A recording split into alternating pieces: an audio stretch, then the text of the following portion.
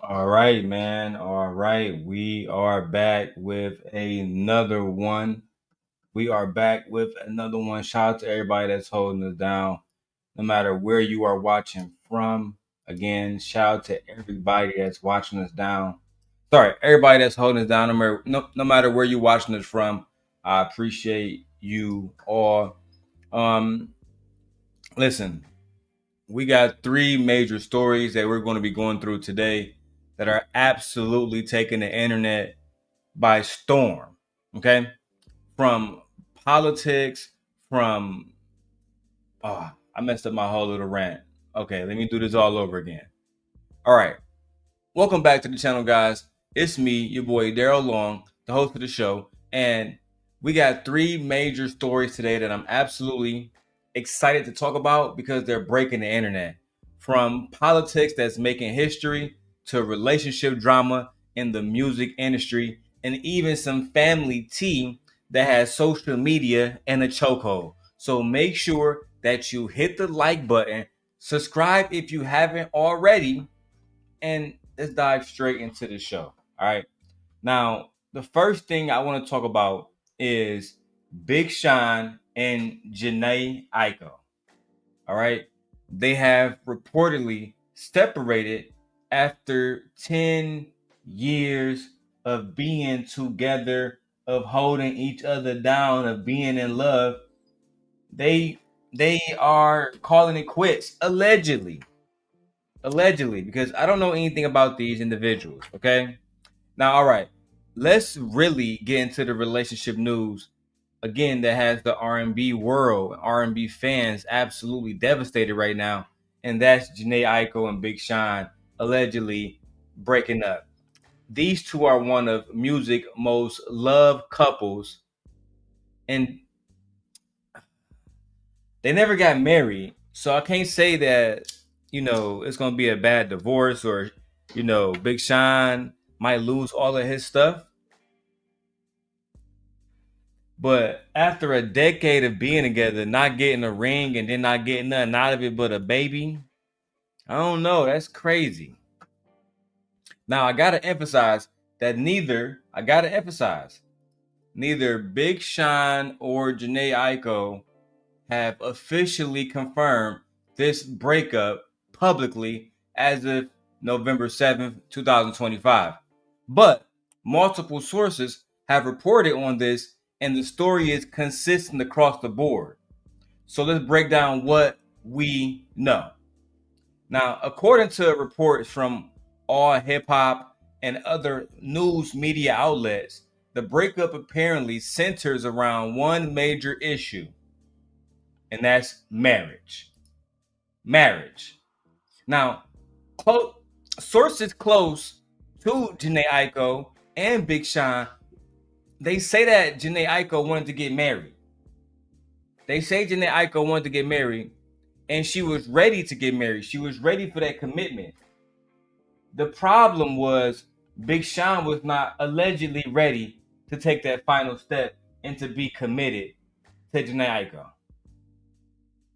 Allegedly, that's what they're saying. Now, again, the main insider that everybody is talking about is allhiphop.com.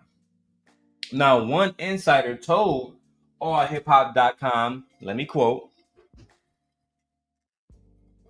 child.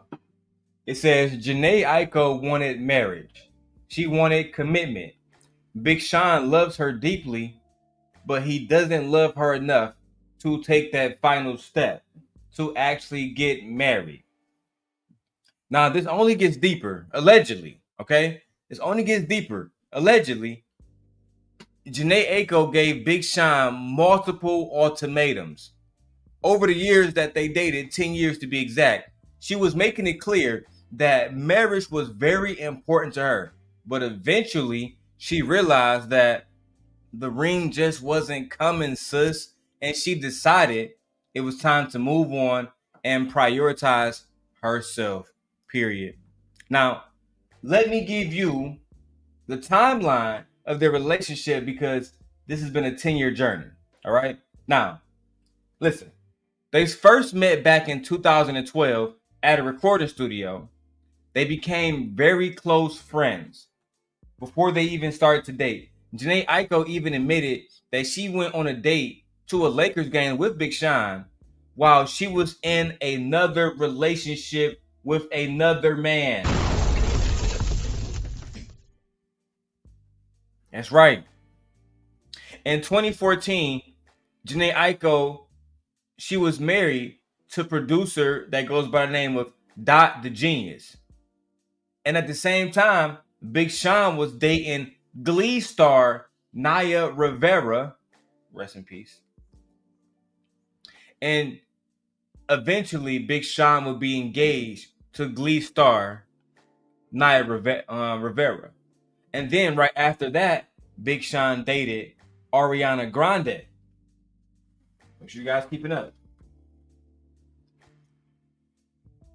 Make sure you guys keeping up. All right. So after the whole thing with Ariana Grande, guys, that's when he met Jhene Aiko. And their chemistry was undeniable. In April of 2016, the former duo that would eventually create this album, they made this album in 2016. The album was called 2088.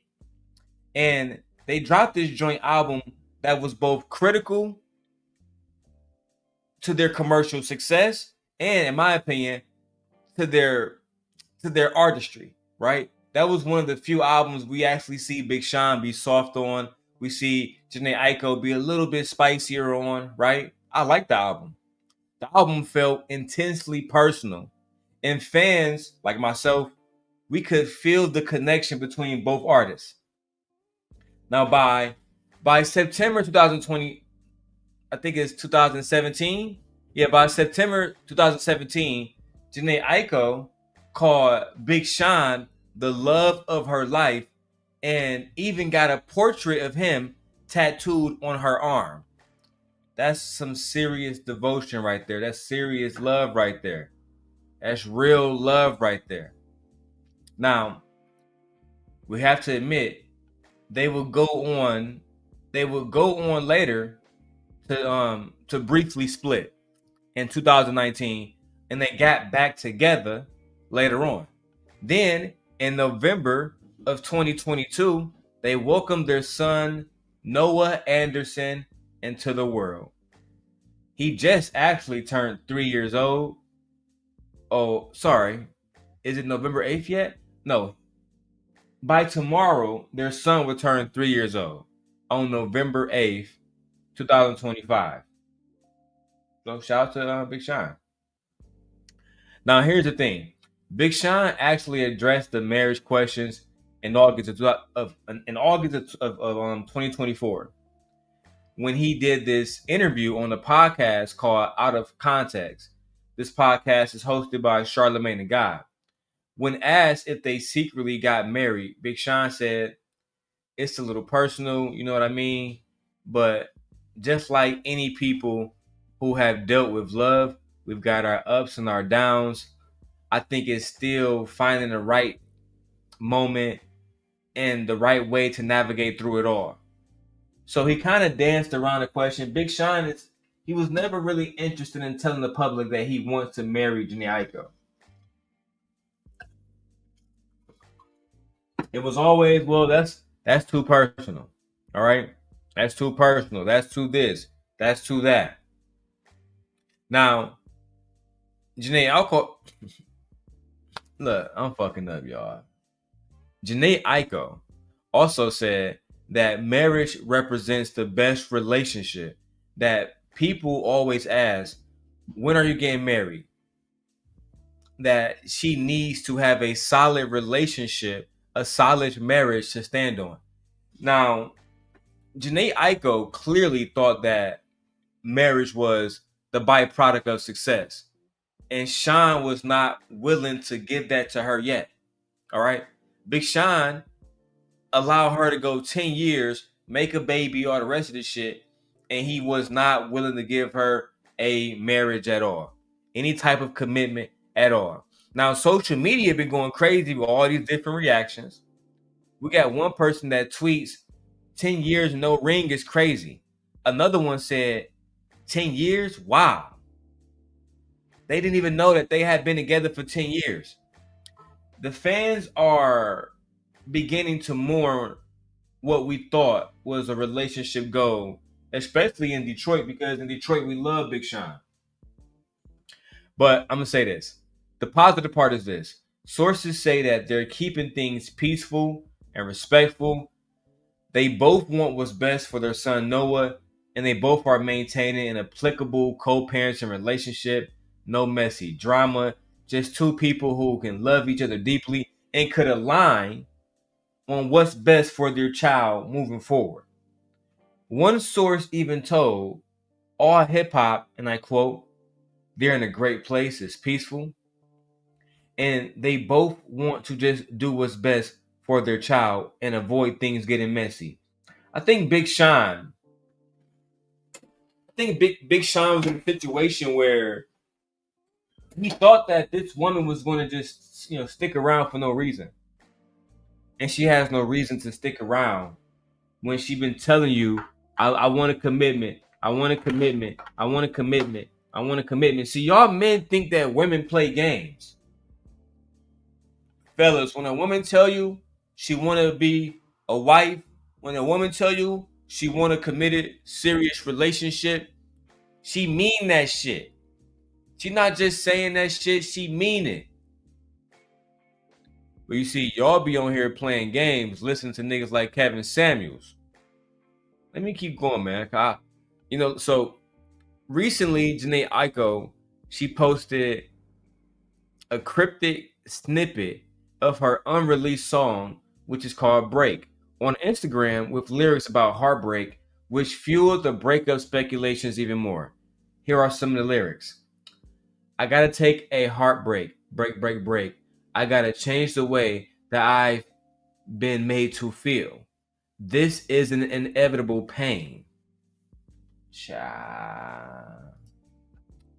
Now, just to shut down these rumors, there were some blogs claiming that Big Sean already has a new girlfriend, and Big Sean already shut down, some stuff on Instagram earlier saying he don't want people in his life. He don't want people bothering Jhene, bothering him, bothering his new girlfriend. So he's done with the whole situation. So there you have it. After a decade of beautiful music, a child, and what seems like an unbreakable bond, Big Sean and Jhene Aiko are reportedly going to separate. Fuck. After a year, cut. God damn it. Okay, start from the top. So there you have it. After a decade of beautiful music, a child, and what seemed like an unbreakable bond, Big Sean and Jhene Aiko are reportedly going their separate ways. And again, it's sad. And sometimes love evolves beyond romantic partnership. I, the sent God, wish them both healing and the best for their co-parenting journey with their son Noah. And I want to go now to a video. By a young woman who I thoroughly enjoy. Her name is You're Triggered. Her content is amazing.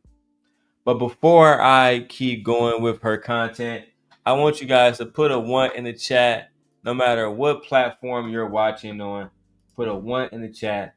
If you're watching on Twitter, if you're watching on my wife's channel, if you're watching on the Everything Everyday channel, if you're watching on the Daily Rundown, if you're watching on the Darrel channel, let me know where you're watching from. I would definitely love to get more comments in the chat. If you're watching on Instagram, if you're watching on TikTok, say what up to us, man. Say what up to us and subscribe to us on all platforms. I'm going to go live as often as possible. Nate says, I don't blame Jhene. I mean, if I was Jhene, I would leave too if I feel like I wasn't in a place where I'm happy every single day. I'm not being taken care of. And yeah, why would she stay in a situation where she's not happy? Why? Why would she stay in a situation where she's not happy? That makes no sense.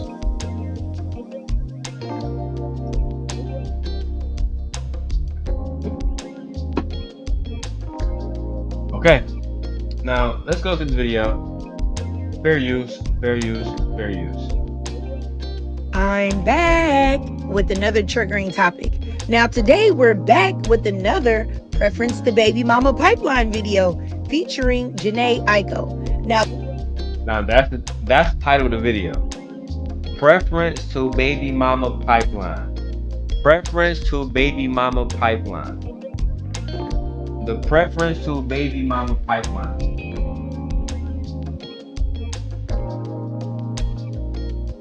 Hey, I could stand up and talk. Yeah, I got it like that. But I'm not even gonna do y'all like that. I can walk anywhere in this room and talk. All right.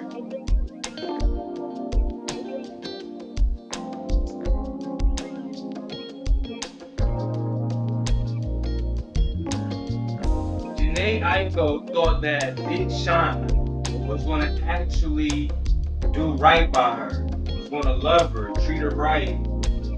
Didn't work out like that. She thought that she had somebody that genuinely was going to do right by her, who was genuinely going to love her. But she found out, just like a lot of these preferences, you're going to get the same black man.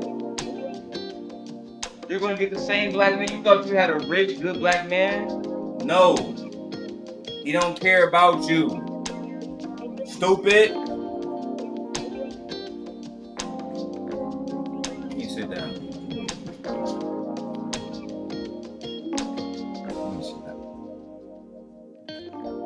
Let me sit down. Let's watch this video, man. Let's keep going. Last year, I did a video about Big Sean and Jhene Aiko called Men Who Are Energy Vampires and Serial Time Wasters. And I said that Big Sean was not going to marry Jhene and he used her to have his child, but he had no real intentions for her. He was simply...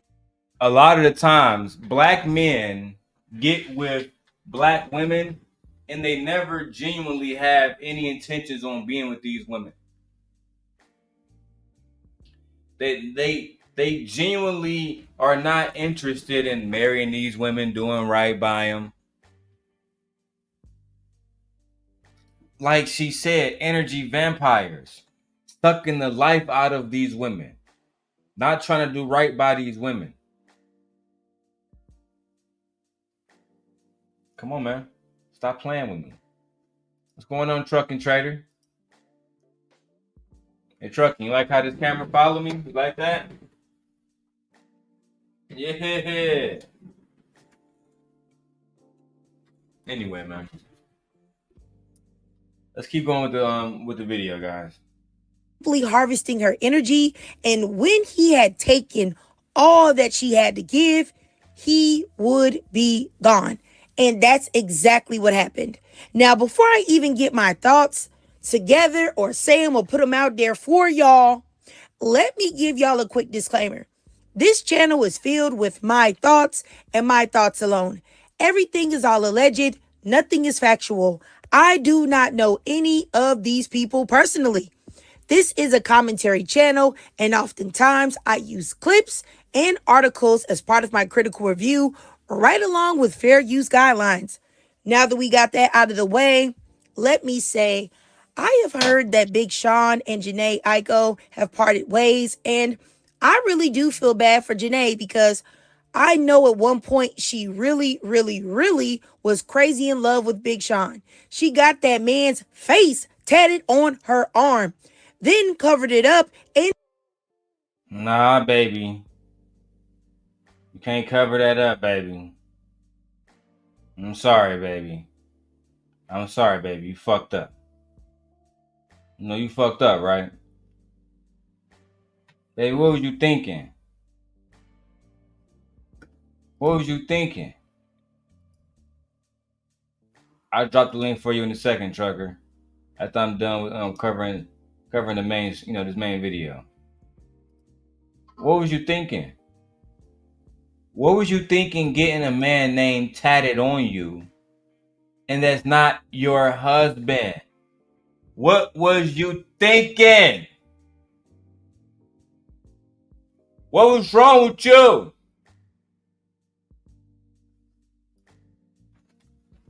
You see, black men who do not wish to ever make a woman a wife, these degenerate bandits, they take advantage of stupid women, naive women who think, right?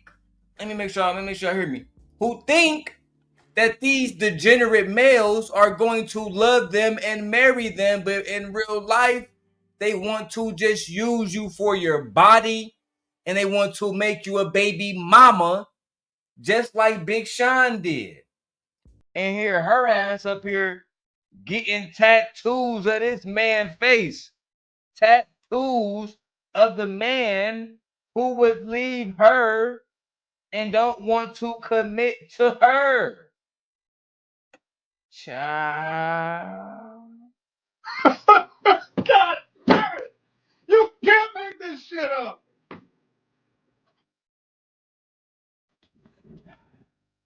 Let me let me walk away for a second, guys.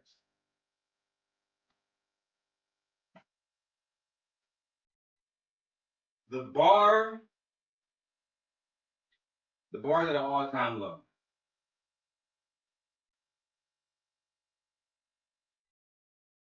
The bar's at an all-time low.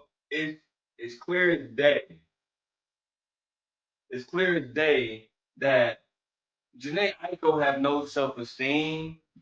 She don't love herself. She don't care about herself. She's not interested in actually doing right by herself and making sure that her daughter sees the best version of her mother. Nope. Like my wife said, these preferences are the fastest growing new baby mama group. And that's a fact.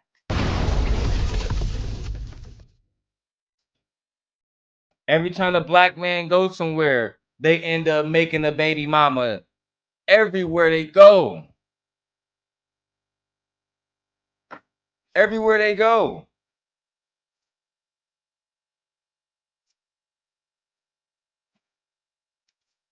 It's crazy. It's crazy, bro. Everywhere they go, they end up making these women baby mamas, and they don't want to listen to the black women who say, "Hey, we we know these niggas ain't shit. We know these niggas ain't shit." When they go to Ireland, they make Maeve a little baby mama. When they go to Germany, they make Elodie a baby mama. When they uh, when they go to motherfucking France, they make Sylvia baby mama.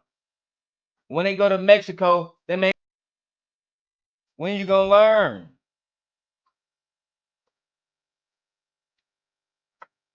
We was trying to help you out. We giving you advice. We trying to bless you.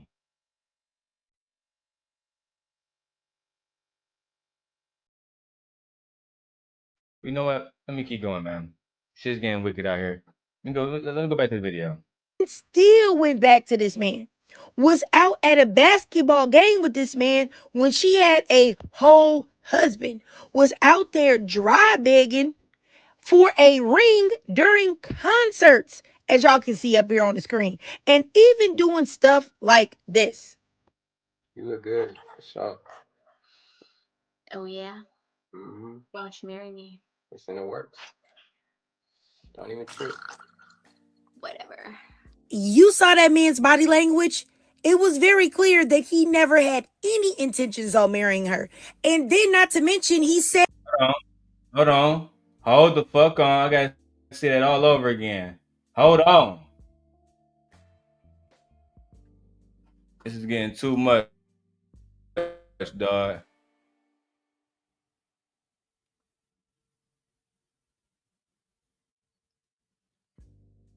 All right, there we go. Too much shit open on this fucking computer. All right, let me listen to this clip again. Certs, as y'all can see up here on the screen, and even doing stuff like this. You look good, for sure. Oh yeah? Mm-hmm. Why don't you marry me? It's in the works. Don't even trip. Whatever. You saw that man. Child. So why don't you marry me then, Shine? Why don't you marry me, Shine? If you really love me, you gonna do right by me, right, Shine? Right? You gonna do right by a real bitch, Shine? It's in the works. It's in the works, baby. It's in the works, baby. So basically what he's telling you is he's never going to marry you. It's in the works. The fuck you mean it's in the works? And that's why she said, yeah, whatever. Y'all keep going back to these men who y'all know are degenerate bandits. Who y'all know are nakers. It's just that simple. Pathetic. Now you gotta go and be a baby mama. Right? Now you gotta be somebody who is unprovided for, untaken care of. Playing right in your face. His body language, it was very clear that he never had any intentions on marrying her. And then, not to mention, he said this publicly. Oh, y'all already did one of those secret industry weddings? No. There has not been a secret industry marriage. I think that, just like, to be real with you, just like any people who have dealt with love, we've had our ups and downs, you know what I'm saying? And I think it's still finding the right navigation through it all. I don't know if to me, marriage symbolizes like the best relationship. You know, people be like, oh, you gotta get married. To me, I feel like having a relationship is first and foremost, and like marriage is a byproduct of that. And I feel like a lot of people get the idea of like, oh, you have to get married, but then it's like, to me, that's almost a fear-based way of thinking too, because then people be getting divorced. Mm-hmm. The divorce rate's so fucking high, and I am someone who, I'm not like discounting anything, and I'm not saying that we aren't gonna get married, but what I'm saying is that it's just, I would like to do a lot. I would like to, and I don't like putting our personal business out there like that either, but there's a lot of work that needs to be done, I feel like, in general. I really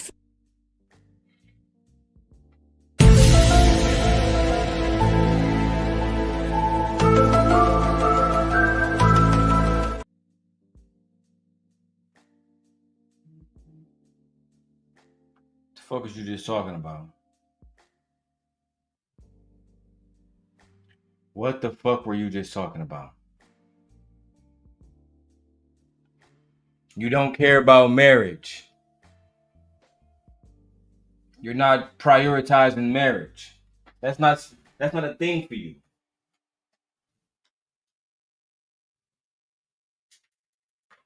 That's all you gotta say, bro. That's all you gotta say, bro. He literally danced around that entire question.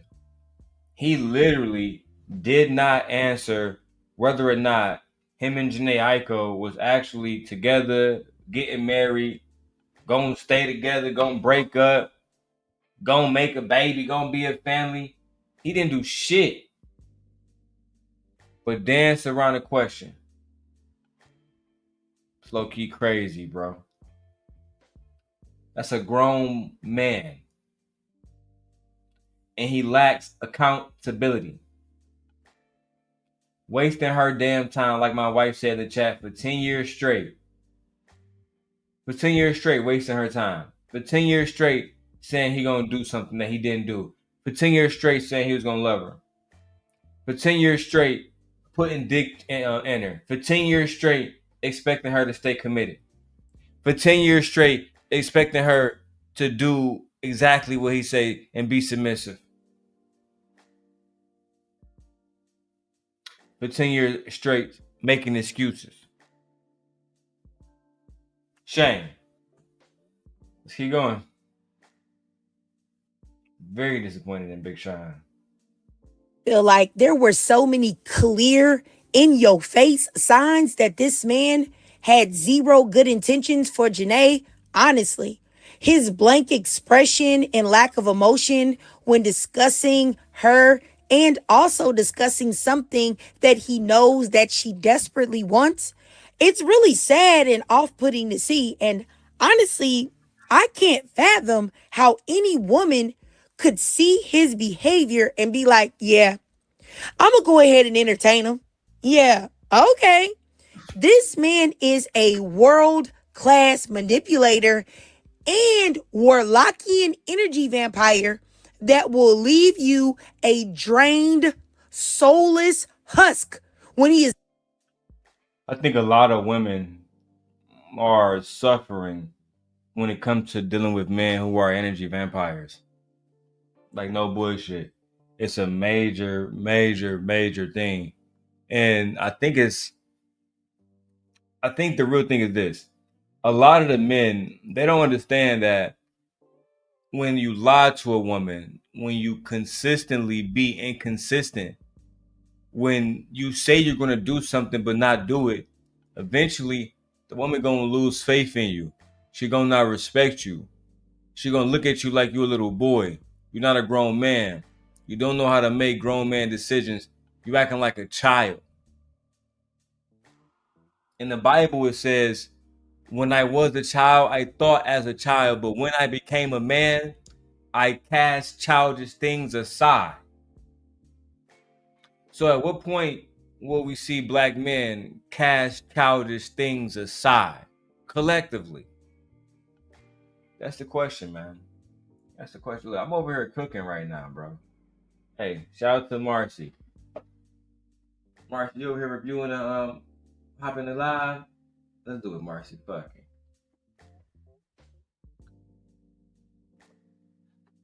Marcy, you're welcome to come, or you can come hop on YouTube.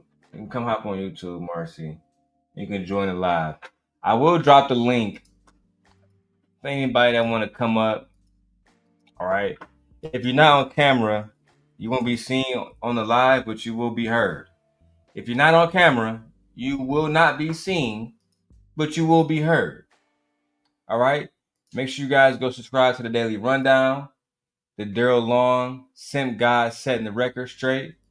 The Everything Everyday podcast is also back with Darrel Long and my wife channel, the Jhene Aiko channel. My wife says, I don't understand the fear about commitment, investment to a woman. What is the fear?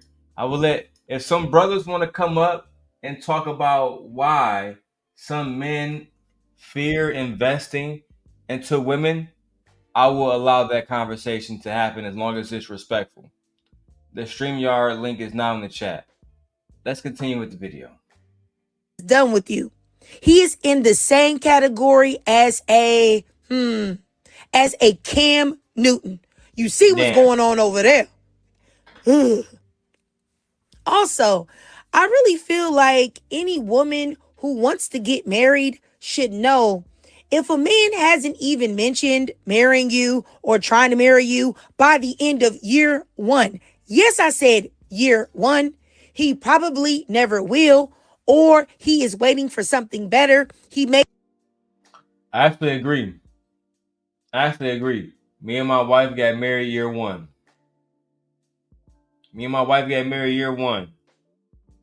By the time me and my wife gonna get to year two of our marriage, right? Our son gonna be damn near a year old. We went straight into it. Marry baby. It's if a man, ladies, let me tell you this. If a man genuinely wants to be with you and want to commit to you, it don't take more than a year for him to understand if he want to be with you, if he want to commit to you. It don't take more. It don't take more than a year. It don't. Welcome to the stage, Lady Nick. What's up, motherfuckers? How y'all doing? Another day, another dollar, my lady. So what y'all got going on? Are you sitting here doing the Jhene Aiko and Big Sean old stupid ass review? Yeah, you know, Jhene Aiko and Big Sean, they broke up and they had a situation recently. Well, they allegedly broke up. They had a situation where um, people was talking about it. You know, people was breaking down different clips and saying that she should have saw this coming. And it all started with this song that she released on her Instagram. And in the song, the lyrics were saying that she's heartbroken and she gotta let go and she's tired of dealing with the same shit and she deserves better. And it seems like it was just hinting that they might have broken up. You know what I'm saying? That's kind of what it's all about.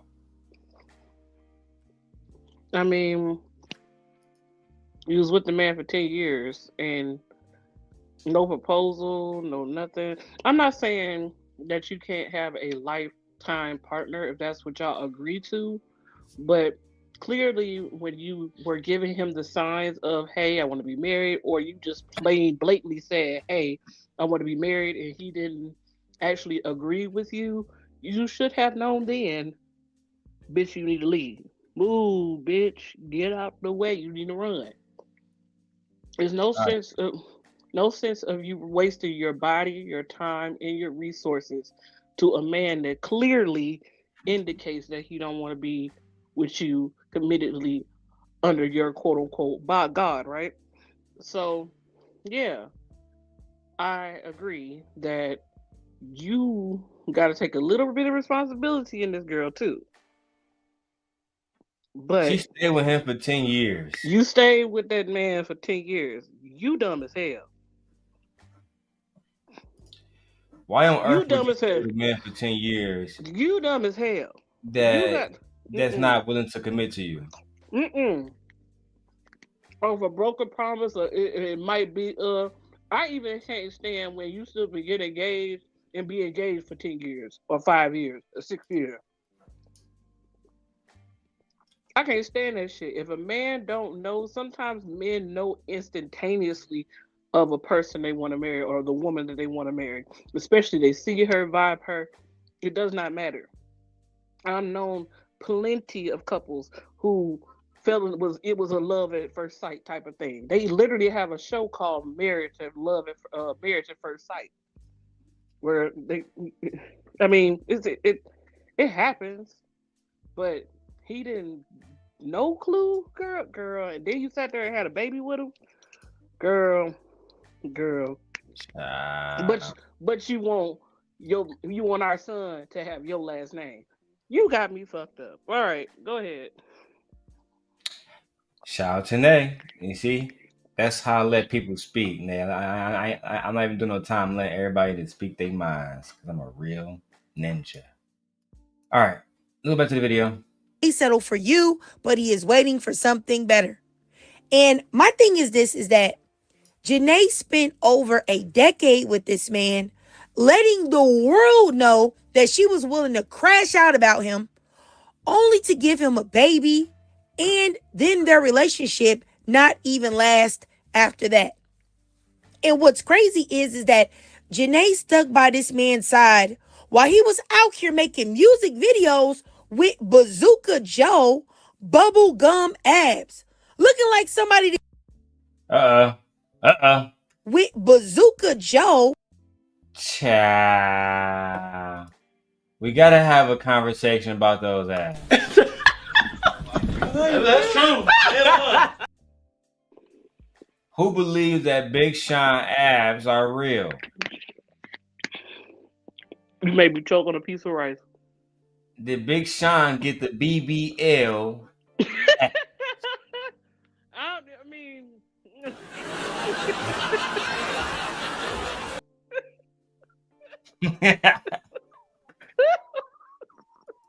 What happened? you got the Did Big BBL. Sean get the BBL or not? And that's all we want to know.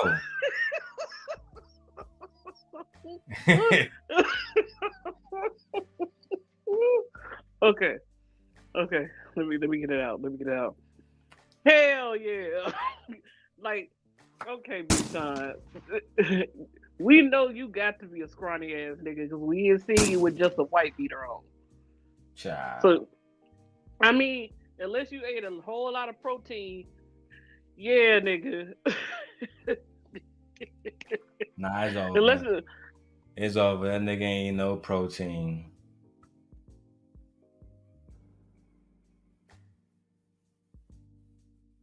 Did you mute yourself, name? I did. I'm coughing. Oh, all right. Let's get back to the video, man. This shit low key getting wicked. Oh, look. I done used the wrong one. God damn. Let me switch these around. All right, let's get back to the video. Bubble gum abs. Looking like somebody done chewed up some ground beef and just stuck it on his stomach. Just chewed it, chomped it up and stuck it on this man's guts. Oh my goodness. I ain't gonna lie, bro. This shit look bad.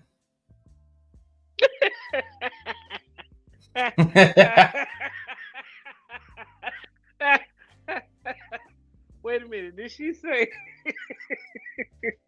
somebody took some ground chuck, chewed it up? I just threw it on his fucking gut. It do look like that. It look like he got a pregnant belly underneath. Like, dude, Big Sean, we know goddamn well these abs look fake. Dude, we know what a sculpted nigga look like now, and that ain't sculpted. You know goddamn well you was not gonna get away with these fake ass abs. That's why I wish I had that sound bite. What is wrong with you niggas? Cause what's wrong with you, bro? Only a goofy would fuck around there and think that he about to get away with this shit. Only a goofy.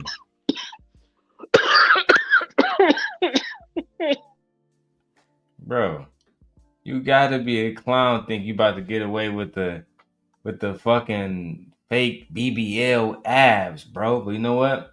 Shout out to Big Sean. Just chewed it, chomped it up and stuck it on this man's guts. Oh my goodness. This man got the breastplate on his guts, bro.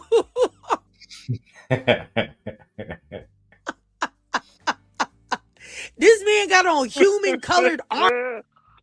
That nigga got a breastplate on his shit. Bro, when I ain't gonna lie, when I saw Big Sean with the fake abs, I was stupid. This was Megan was talking about when Megan said that these niggas got BBLs and talking about women with BBLs, but y'all be walking around with the same scars. It's y'all, bro. I think in that situation, she allegedly was talking about Drizzy. But it's the same shit, different day, bro. If y'all going to the surgery table and say, hey, man, I need abs, that shit goofy. It reminds me of that situation with Bandman Kevo, where he said that after his girlfriend cheated on him, he ended up getting fucking fake abs because that's what the hoes like, I guess. I don't know, bro. Y'all dudes insecure, very insecure. If this is how y'all getting down, let's go. Yeah, my wife says now she's a 2-time baby mama. You know what's crazy, babe? Both of them are black men because she got a baby with Orion too, right? That's Omarion's brother. Child, you can't make this shit up.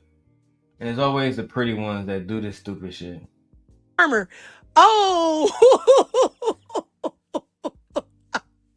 he got human ab armor, boy. Oh my goodness. Oh, he got the nerve to be stringing somebody along with that doggone ham sandwich. He got stuck on his. Oh my goodness! Stop playing with me, boy. You got a doggone. You got a doggone McChicken on your sandwich. I said he got a McChicken on his sandwich. He got a McChicken. She's so blow. She don't even know what she's saying. At the end of the day, bro, Big Sean, I just feel bad for you because why are you in a situation that you don't have to be in? You don't have to be in a situation where people are making fun of you because you got the fake abs. You could have told Jhene Aiko from the beginning, I don't want to commit to you. I'm a degenerate. I'm only here because I low-key just want some R&B coochie. I'm not really here for love. I'm from Detroit. Let me tell you right now, ask somebody from Detroit, if a man don't commit to you immediately and you dating somebody from Detroit, he don't want you. If he don't commit to you immediately, he don't want you.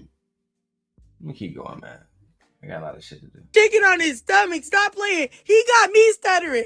I can't even get it straight. Da-da-da-da. All right. I'm going too far. I'm sorry. Look, I'm going off. I'm doing too much as usual. I'm sorry. I'm sorry. My bad. My bad. All right.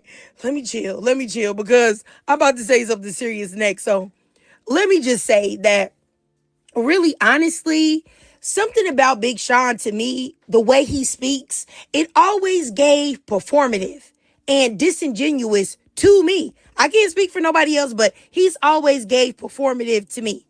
And you know, I don't know if y'all remember, but I still haven't forgotten about the allegations that he had in 2011. It's still up on TMZ. You see it. I ain't even gonna say nothing. I just put the article up here. Man, that's some dark shit right there.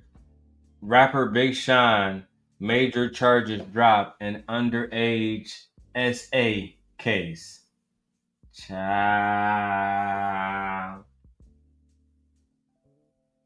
That's some fucked up shit. We don't really want to have conversations about stuff like that because, I mean, these the cases was dropped, but I mean, I listen. I didn't even know Big Sean had a case for SA, so they kept that shit under super wraps. But let's keep going. You can see it. And also, if you look in the article, he did plead guilty on one of the charges that wasn't dropped, as you can see here. So, I don't know. I don't know. Something about him always gave suspicious to me. But like I said, hey, that's up to y'all to make that choice. I'm just saying, you see the article? It's up there. Read it for yourself. But I really do think. I wonder what happened in that case. I gotta really break that situation down before I speak about that, like anything about that situation online at all. Um, yeah, I don't play around when it comes to children at all, or just SA period. I'm good. I don't care if it's an adult, minor, or whatever. That shit is wrong in any situation. Period. So I'm glad that he beat the case, but a lot of times women aren't vindicated in court. A lot of the times women are victims of the court system itself. A lot of times the system fail women all the time. Let's keep going to this video, man. That Big Sean, though, is an energy vampire. And I don't believe that he ever really truly cared for Jhene Aiko. And I totally believe that he harvested her energy. I believe that he used the nurturing, the love that she poured into him to nourish his own soul with no intentions on ever giving that back to her. And I feel like you can. A lot of men do that though, right? A lot of men will meet a woman and never have the intentions on actually being with her and doing right by her, Instead, it would be, let me get with her because it validates who I am. It makes me seem like more of a real man to the homies. You know what I'm saying? It's never, I want to marry her. I want to do right by her. I want to be her husband. I want to pay her bills. It's always actually, well, I'm gonna fuck this nigga bitch. I'm about to do this. I'm about to do that. To me, that's crazy, man. To me, that's crazy. Or maybe I just outgrown that type of bullshit. Maybe I've outgrown the need to boost my own ego and use women to do it. I don't know. I gotta really think about this. I gotta think about why somebody would be with somebody for 10 years and not want to commit with them. Why you would have a child with them, do almost everything except commit to them. Very interesting. You can even see that in like their album, their joint album that they had together, 2088, which I did like, by the way. I did like that. But She I was feel fired. like once Big Sean, he gets enough of your energy for whatever purpose he wants it for. Once whatever you're giving him has served its purpose, he is gone.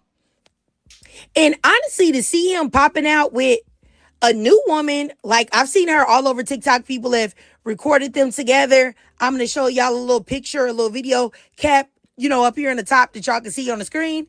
And, for me, I think she looks to be like a white tea Latina.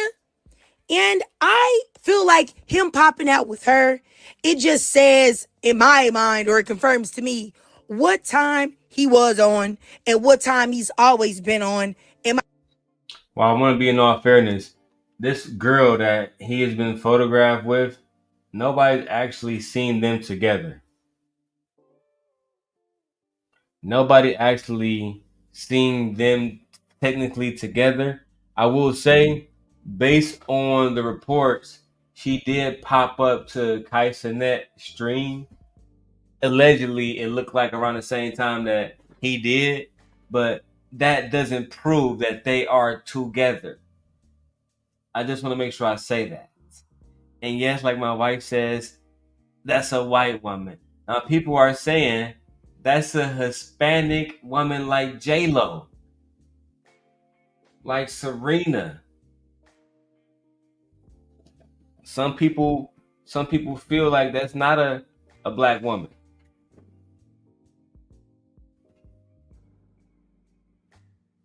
Sorry, my bad, a white woman. I'm bloated as hell. I gotta stop smoking.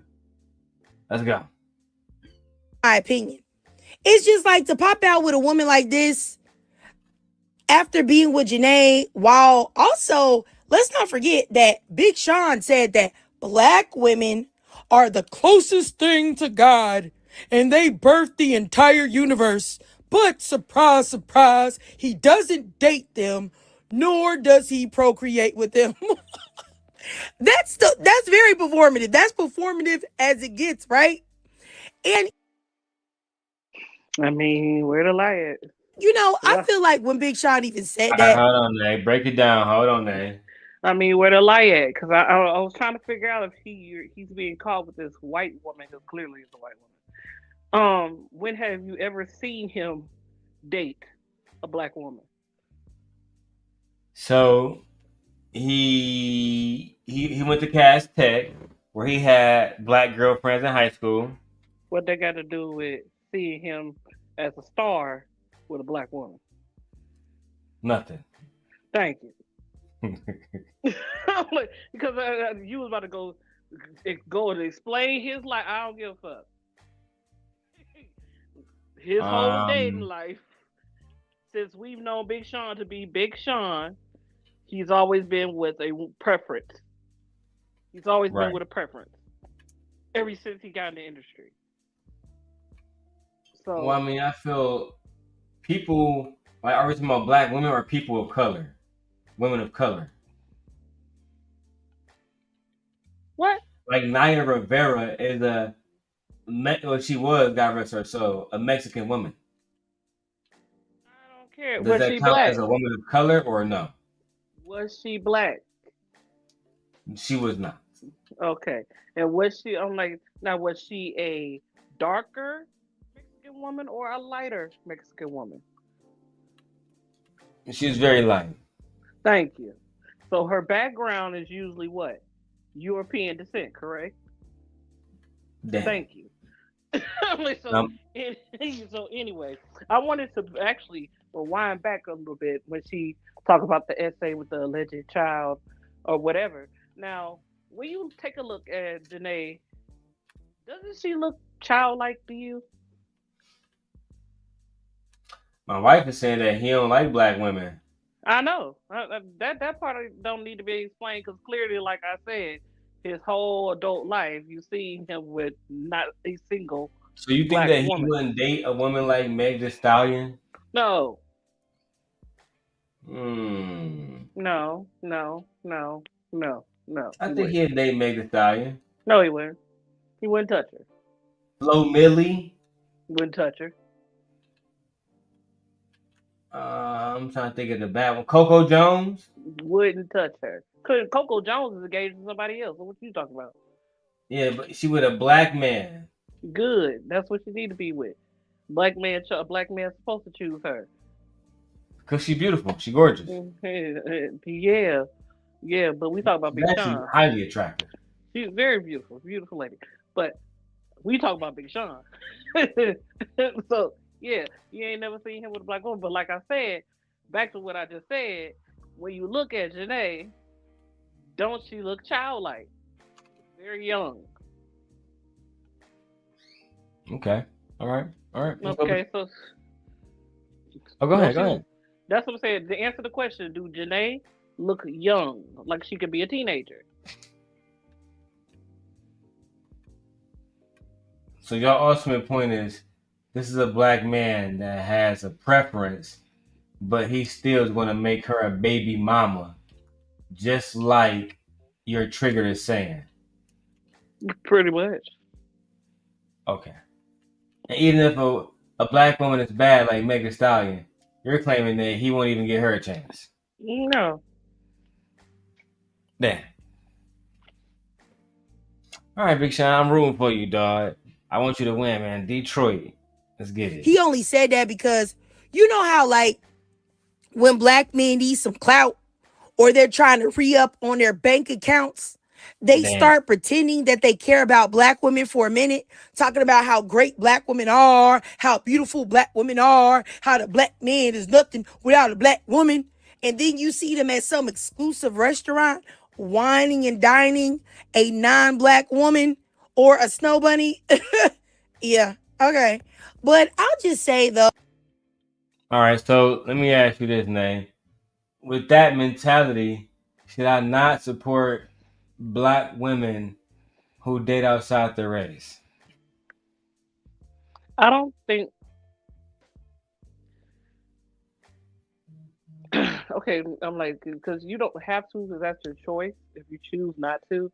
But we're not going to sit up and negate the fact that black men date outside their race exponentially over black women. Usually, black women are more culture vultures or tribal than black men. So, I mean, if you don't want to root for her because she's with a white man or another race of a male, um, man that's in Europe of European descent, that's on you.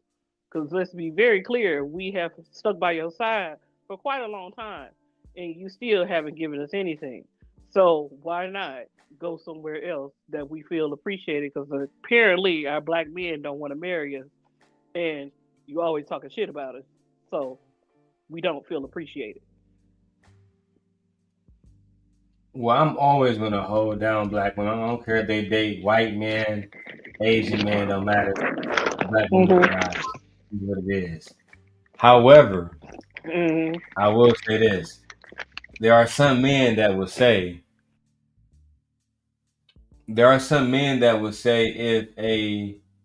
if a black woman can't if she can't see that this man is pro black because he's taking a white woman out to dinner and dining and wining and treating her right, shouldn't they have the same approach when it comes to black women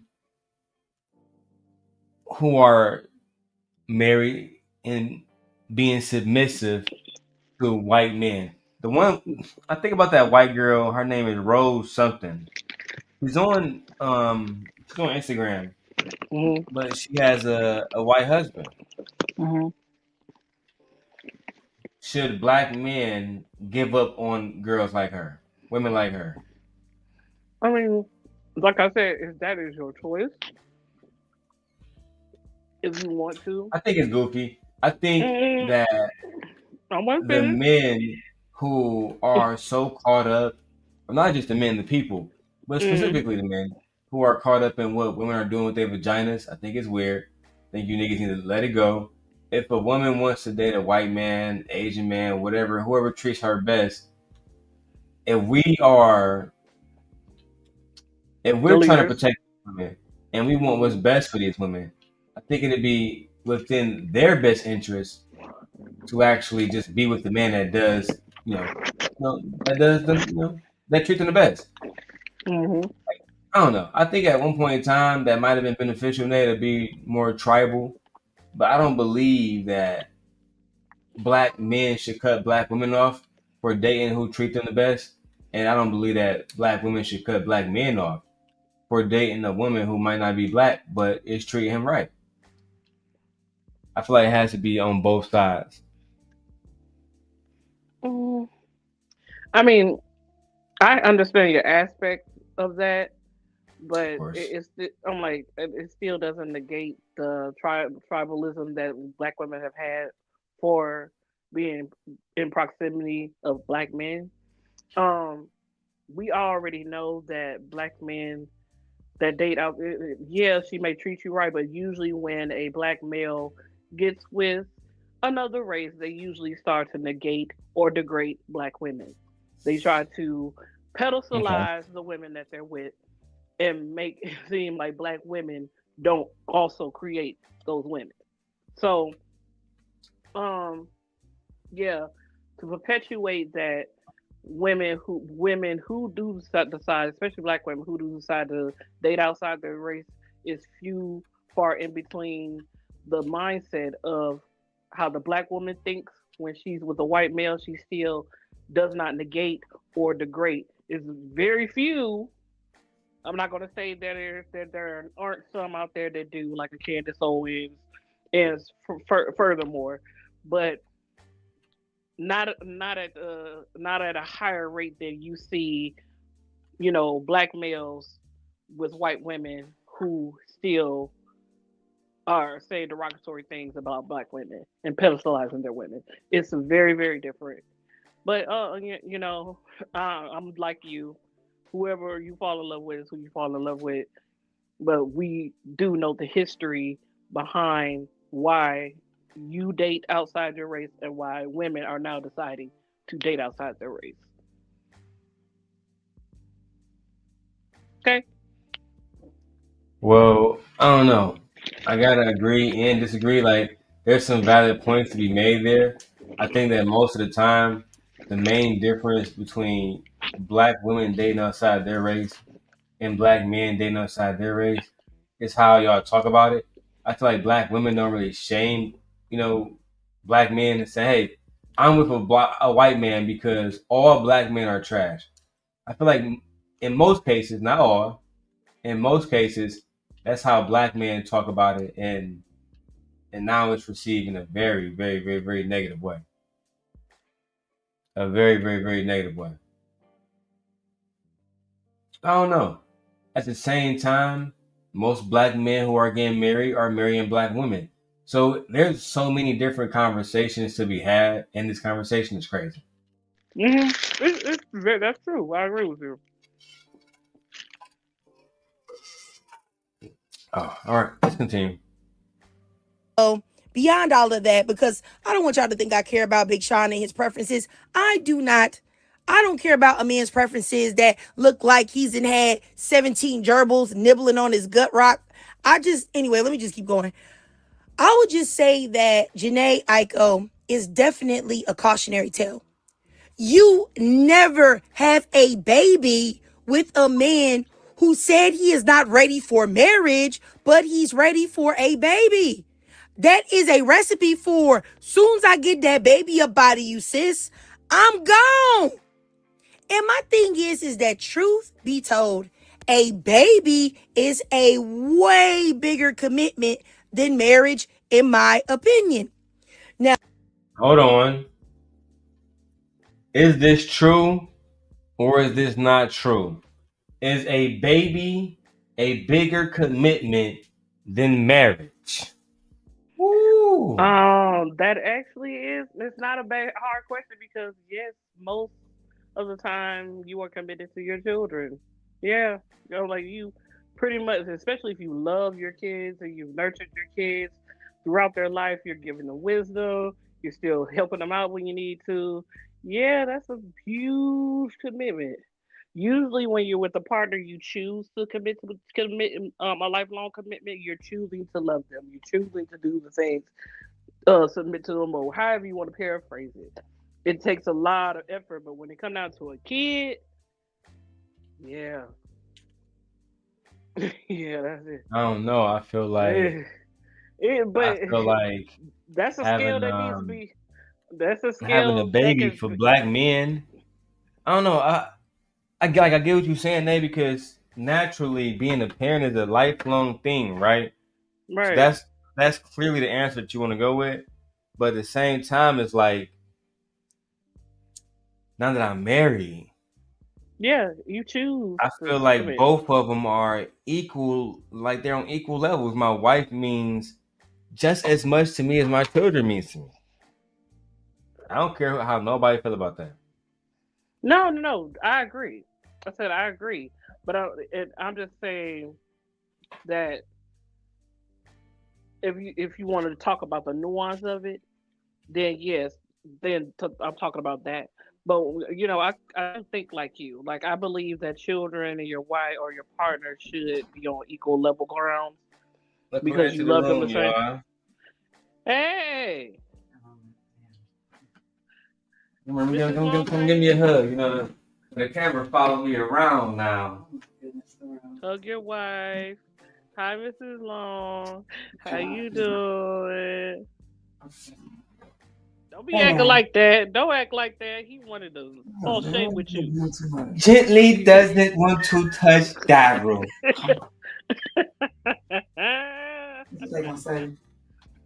Gently only gave Darrel A half coochie to make a baby. That is the real marriage.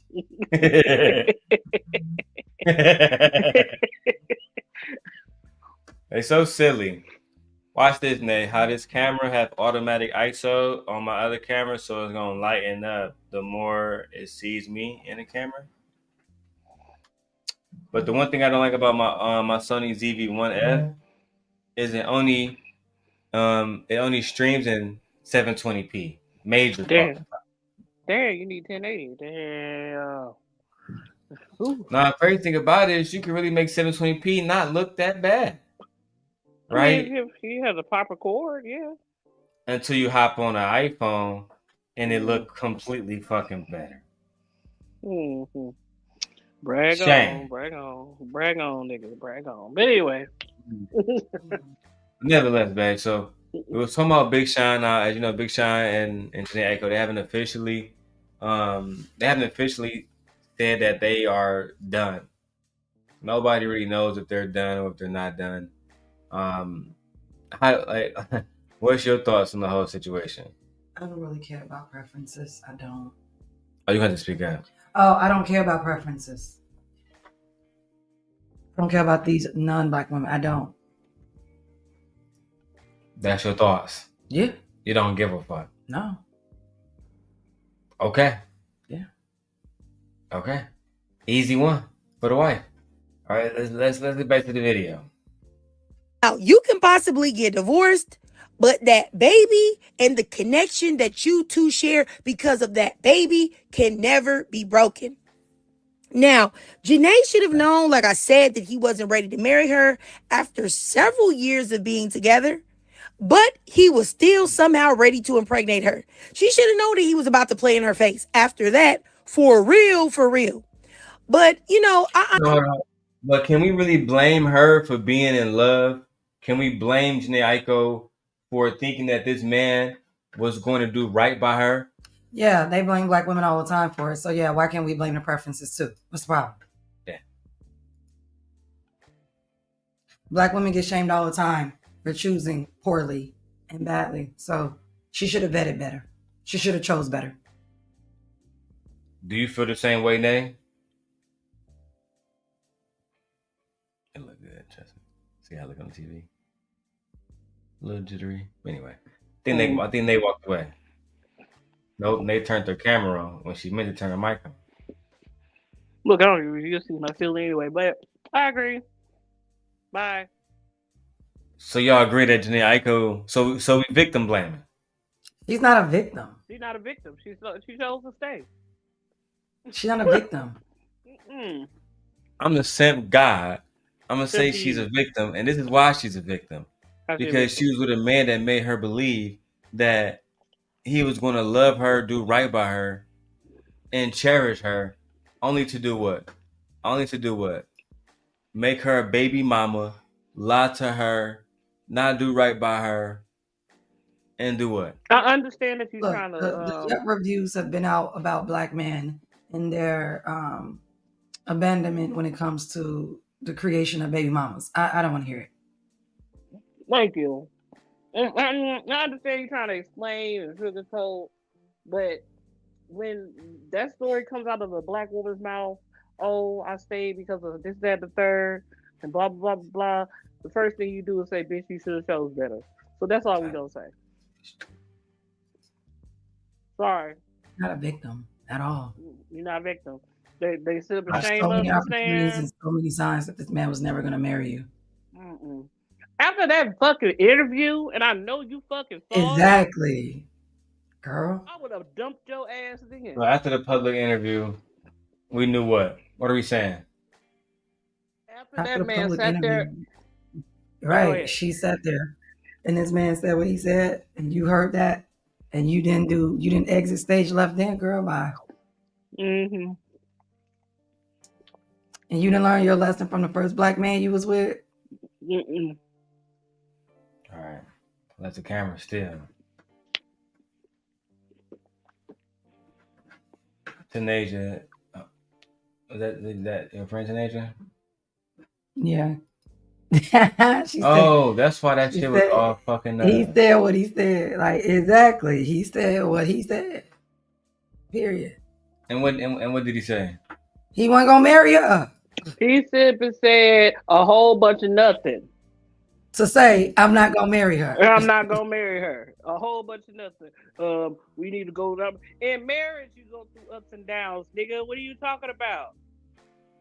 Like, to answer the fucking question. Instead of just saying, no, I don't plan on marrying her, you gonna sit up and walk around, skate, belly wop, belly flop, and flip all over that goddamn question. God damn. Like, okay. All right. I don't know. Feel bad. I don't feel bad. I still feel like I don't feel bad. I feel like y'all being a little bit too judgmental. Child. I feel like at the end of the day, child. Why you always want to give these preferences so much grace? If she was a black woman, but she's not. But she's not. But she's not. If she was a black woman, but she's not. I would give her the same credit. But she's not. But if was a fifth, we'd all be drunk right now. Like I said, if she was a black woman, y'all would be saying that she should have chose better. Period. How you feel? Yeah. If this is a black woman sitting around for 10 years, all these signs, the males would be like, she should have chose better. She should have known that he wasn't going to marry her. Not me. She sat around. Like, no. Not me. Oh, we don't care about Brownsville. You. Not me. Not Brownsville. Oh, do y'all represent the group and collective of men? No, y'all do not. No, we do not. Mm-hmm. We're just saying. However, at the end of the day, most men, and sorry guys, we're gonna work on a lag. There's no way for me to hardwire my computer. I'm gonna figure it out. I'm gonna figure out how to hardwire it directly to the internet immediately. But until then, deal with these internet issues. And put a one if you can hear it. Shout out to Tanasia. That's Yeah, that's big. Yeah. Yeah. Anyway, okay, yeah. Shout out to the homie. We love you, dog. That's the homie. We're gonna smoke a backwood with you. All right, I'm about to wrap up this whole situation with Big Sean. I'm kind of over it. I kind of want to. You want to go on a high note or continue on this low note? I mean, I don't really care. So that's Detroit Mayor or KaiCanet. But you gotta care. This is content. Every time I ask me something, her answer is I don't care. We don't care about listening to sorry, sob story about a preference. All right. Yeah, Thank you, Black Dahlia. Love you, girl. So I don't care which direction you go in. That's what I'm saying. All right, so I did more digging on KaiCanet's situation. So, and I have all of the facts. Where is it? Where's my KaiCanet? Where's my KaiCanet fact? All right, cool. All right, so let's talk about this drama that has been absolutely exploding on social media this week. We're talking about KaiCanet and his now famous girlfriend, Gabrielle, aka Gigi Aaliyah. Now, Gigi has a mother. Her name is Ashley Monroe. Now, Ashley Monroe, she had a lot to say about KaiCanet. She believes that KaiCanet is ruining her daughter. That KaiCanet is grooming her daughter to not want to be around the mom.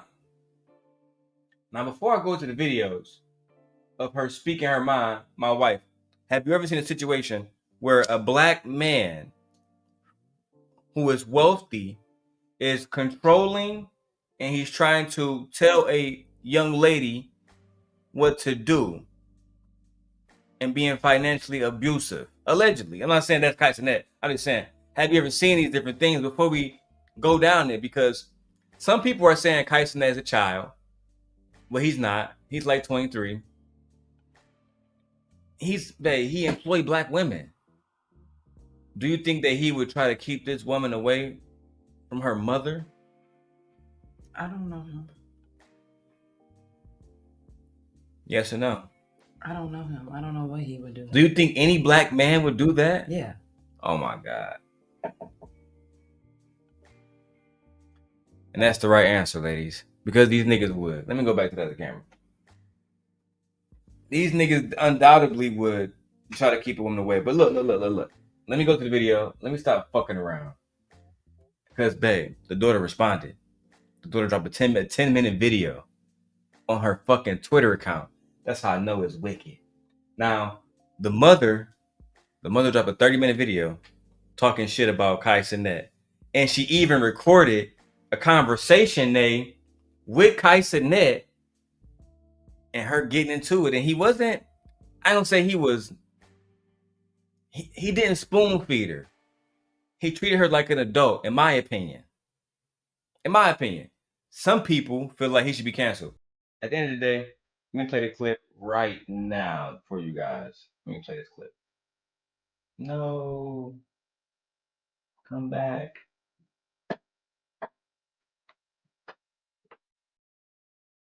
Anyway, Jesus Christ.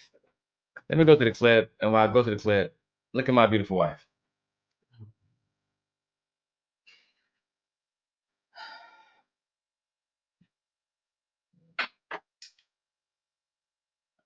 That's right. There we go. All right, and where is? Oh, and guys, I can tell you guys these live streams are only going to be available on probably the Since I've seen the video. The unfiltered account, guys. All right, so look. This is the video right here. Babe, do you want to be like on a bigger screen that way we can see it like this? Do you care about how it looks? I mean, that's fine. That's fine for you? Yeah.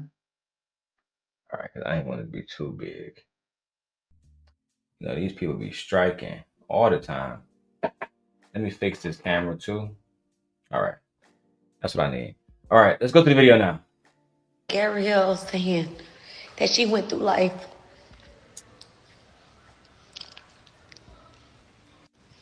I'm sorry, but I gotta be honest. Seeing that video, I can't speak for all moms or dads. I don't want to single any, moms or dads out, but seeing that video broke me. Before we keep going, what do you see? What do you see? I want to put it on the big screen for a second. What do you see, Michi? What kind of woman is this? This is a biracial woman. It's a preference. Again. They saying she's a black woman online. They saying her daughter is black. This is not a black woman. I see a BBL model. Okay. This is not a black woman. Okay. Let's go to it, man. It broke me to say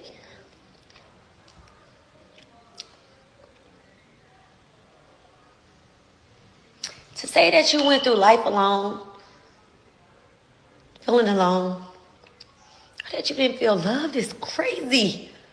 Like, I've been a stay-at-home mom for 15 years, y'all. 15. That was so I could be there, and I was there. I haven't missed anything in that kid's life. Nothing. I can't think of nothing I've missed. I haven't slept barely in 2 days. I have been replaying my life over and over. The more I replay my life, the more proud of myself I am, actually. Like, to say you went through life alone and unloved. All right. So let me set the scene. Remember when KaiCanet finished the Marathon 3 on September the 30th, 2025? Now, my wife, she don't watch KaiCanet. So that's a rhetorical question. I'm actually talking to the audience. I'm talking to the audience right now. My wife don't watch KaiCanet. KaiCanet broke all type of records on Twitch where he reached over 1 million subscribers. That was a record moment for him. And well after that, he went on vacation with his girlfriend named Gigi.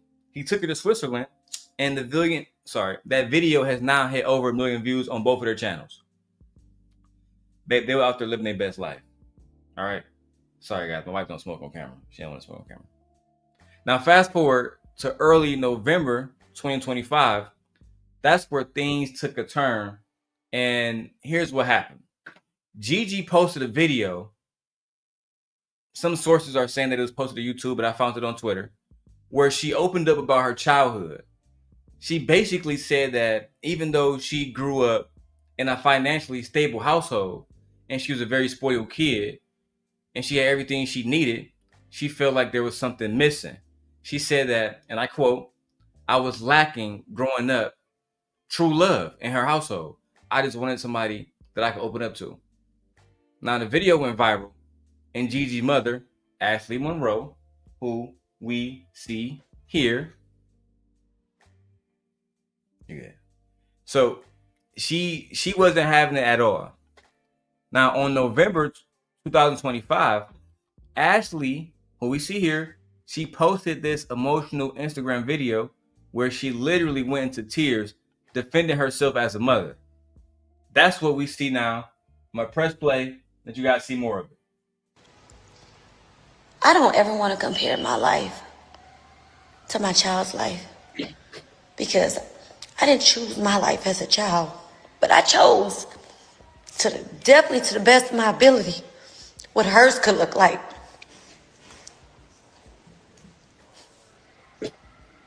Like, girl,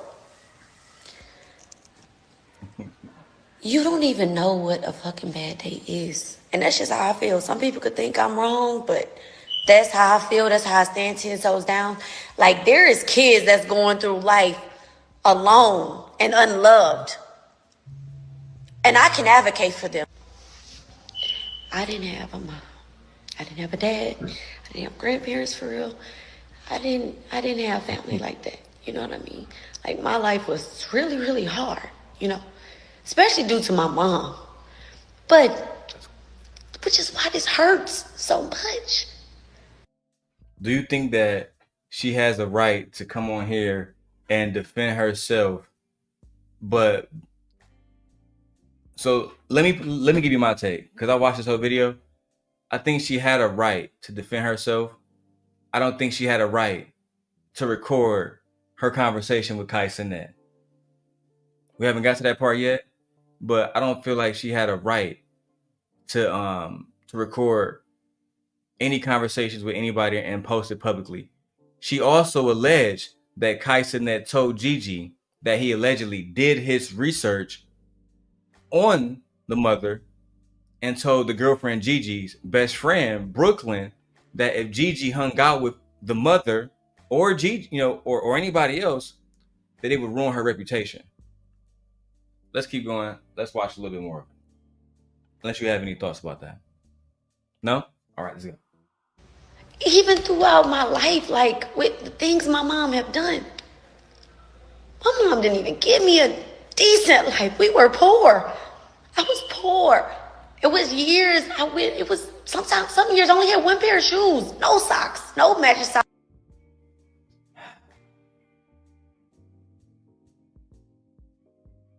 Stop the cap. Stop the cap right now. Stop the cap. No bullshit, bro. Really him. You're a victim. There we go, CSI. Now you want us to believe. Now you want us to believe that you grew up like us. That's what I'm saying. It's just so like, that's why I'm not really saying anything. Look, For me, this is foolish. She about to blow my high. I'm so sick of people trying to relate or have Black people relate to them or feel like they're part of us by thinking of struggle and poverty and we grew like what?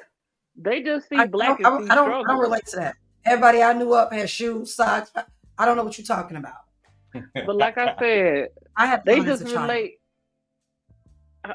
They relate. They say Black. You see Black and they think struggle.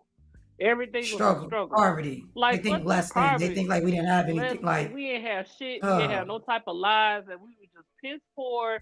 Was sitting there walking all over our feces and shit. Like what, girl? I grew up in a 2-parent household.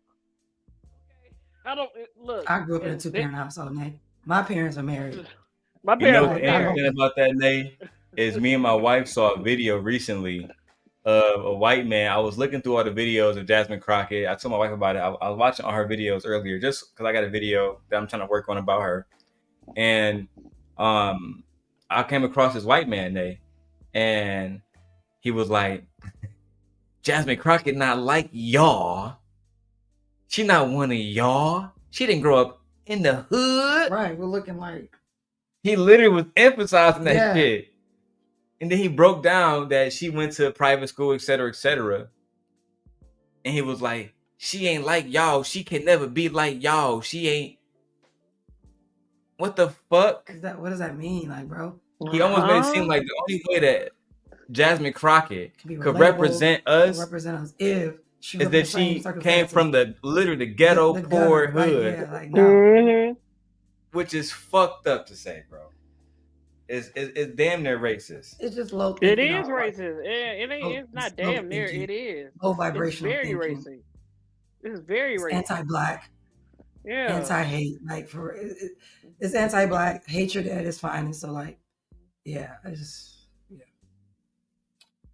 All right, let's hear more of what she had to say because I'm not gonna play all of it.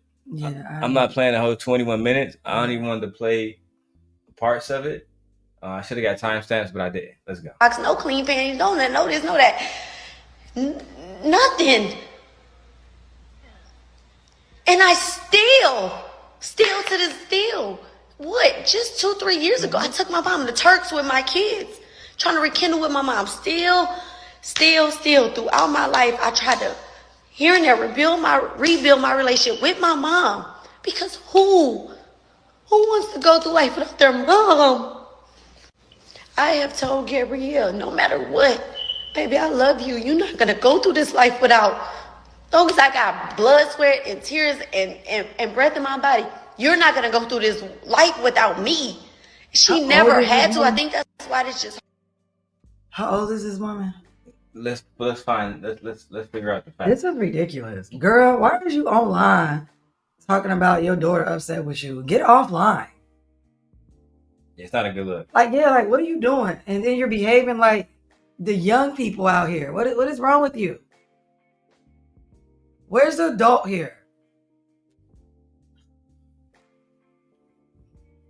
All right, so she's 21 years old. Not this woman. Her daughter. Right. I'm talking about her. Oh, shit. Mom age. Let's do a little bit of digging real quick via AI. Like, to me, this is just a bad look. I just feel like y'all got problems in the house. Whatever. Go see a therapist. In her 50s. Yeah, girl, go see a therapist. I don't understand why you trying to come online and talk to these kids. Girl, these are children compared to us. They're kids. Like, I don't. So you think she's gonna marry him? She's not gonna marry him. He's not gonna marry her.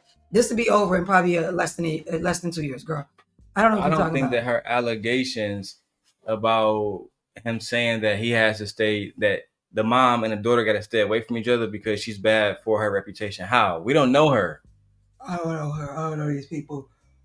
I don't know. But what I do know is that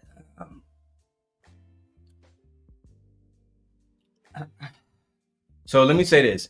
In the video, she will also point out the fact that she basically critiqued KaiCanet's content, saying that the only thing he does is sit down with women and rappers and celebrities and people who have bad reputations, like Blueface allegedly and Christian Rock allegedly. So why would it be hip? Like, why would you keep this woman away from me if she's going to be harmed by my reputation or whatever I did in my life? But you get her around fucking Christian Rock, Blueface, who just got a fucking prison, right?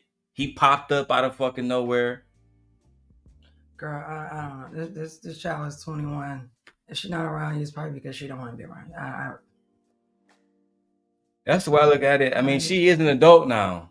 If she was underage, I'd be on her side automatically. But because this girl is a grown woman, I have to. She's a young lady, but yeah, a young adult.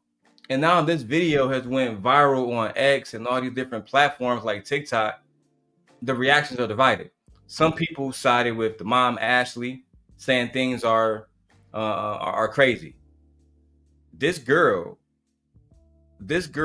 was has been with KaiCanet for a long time, man.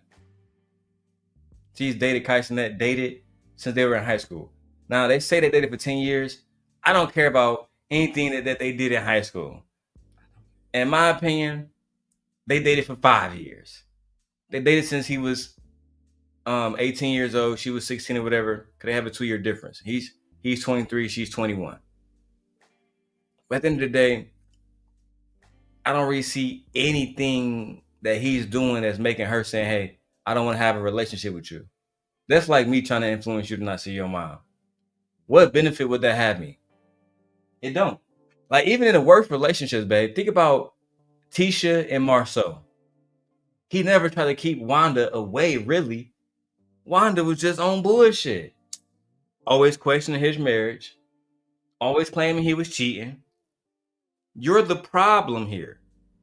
But clearly he ain't got no, I don't want to say control, but he don't have any influence over her. Because why would you get online and go do?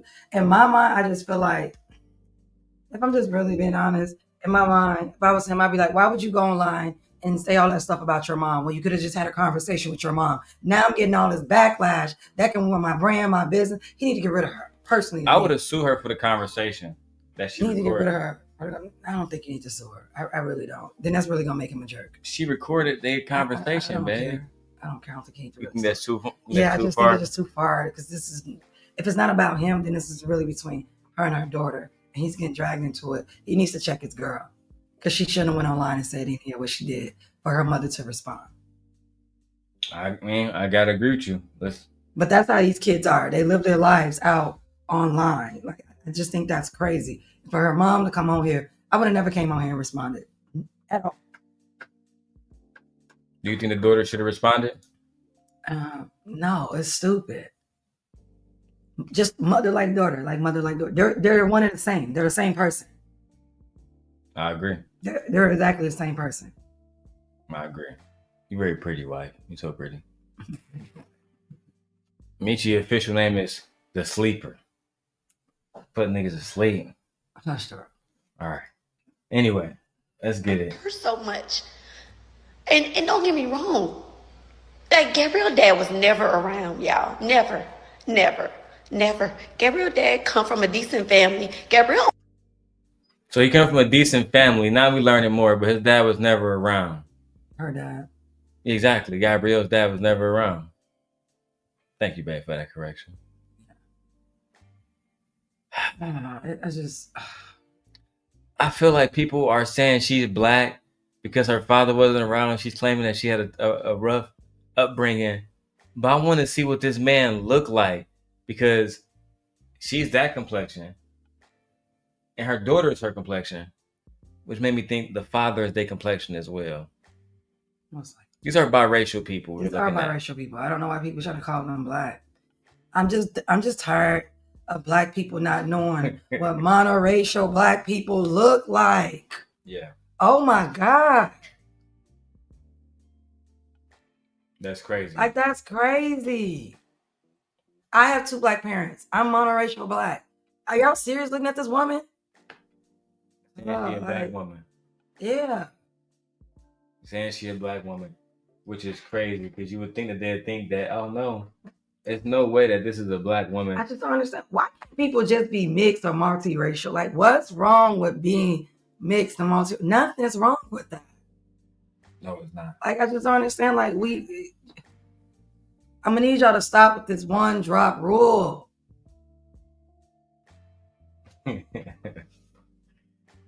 It's actually it's funny, man, because everybody is black now. Nobody actually wants to be black, but everybody is black now.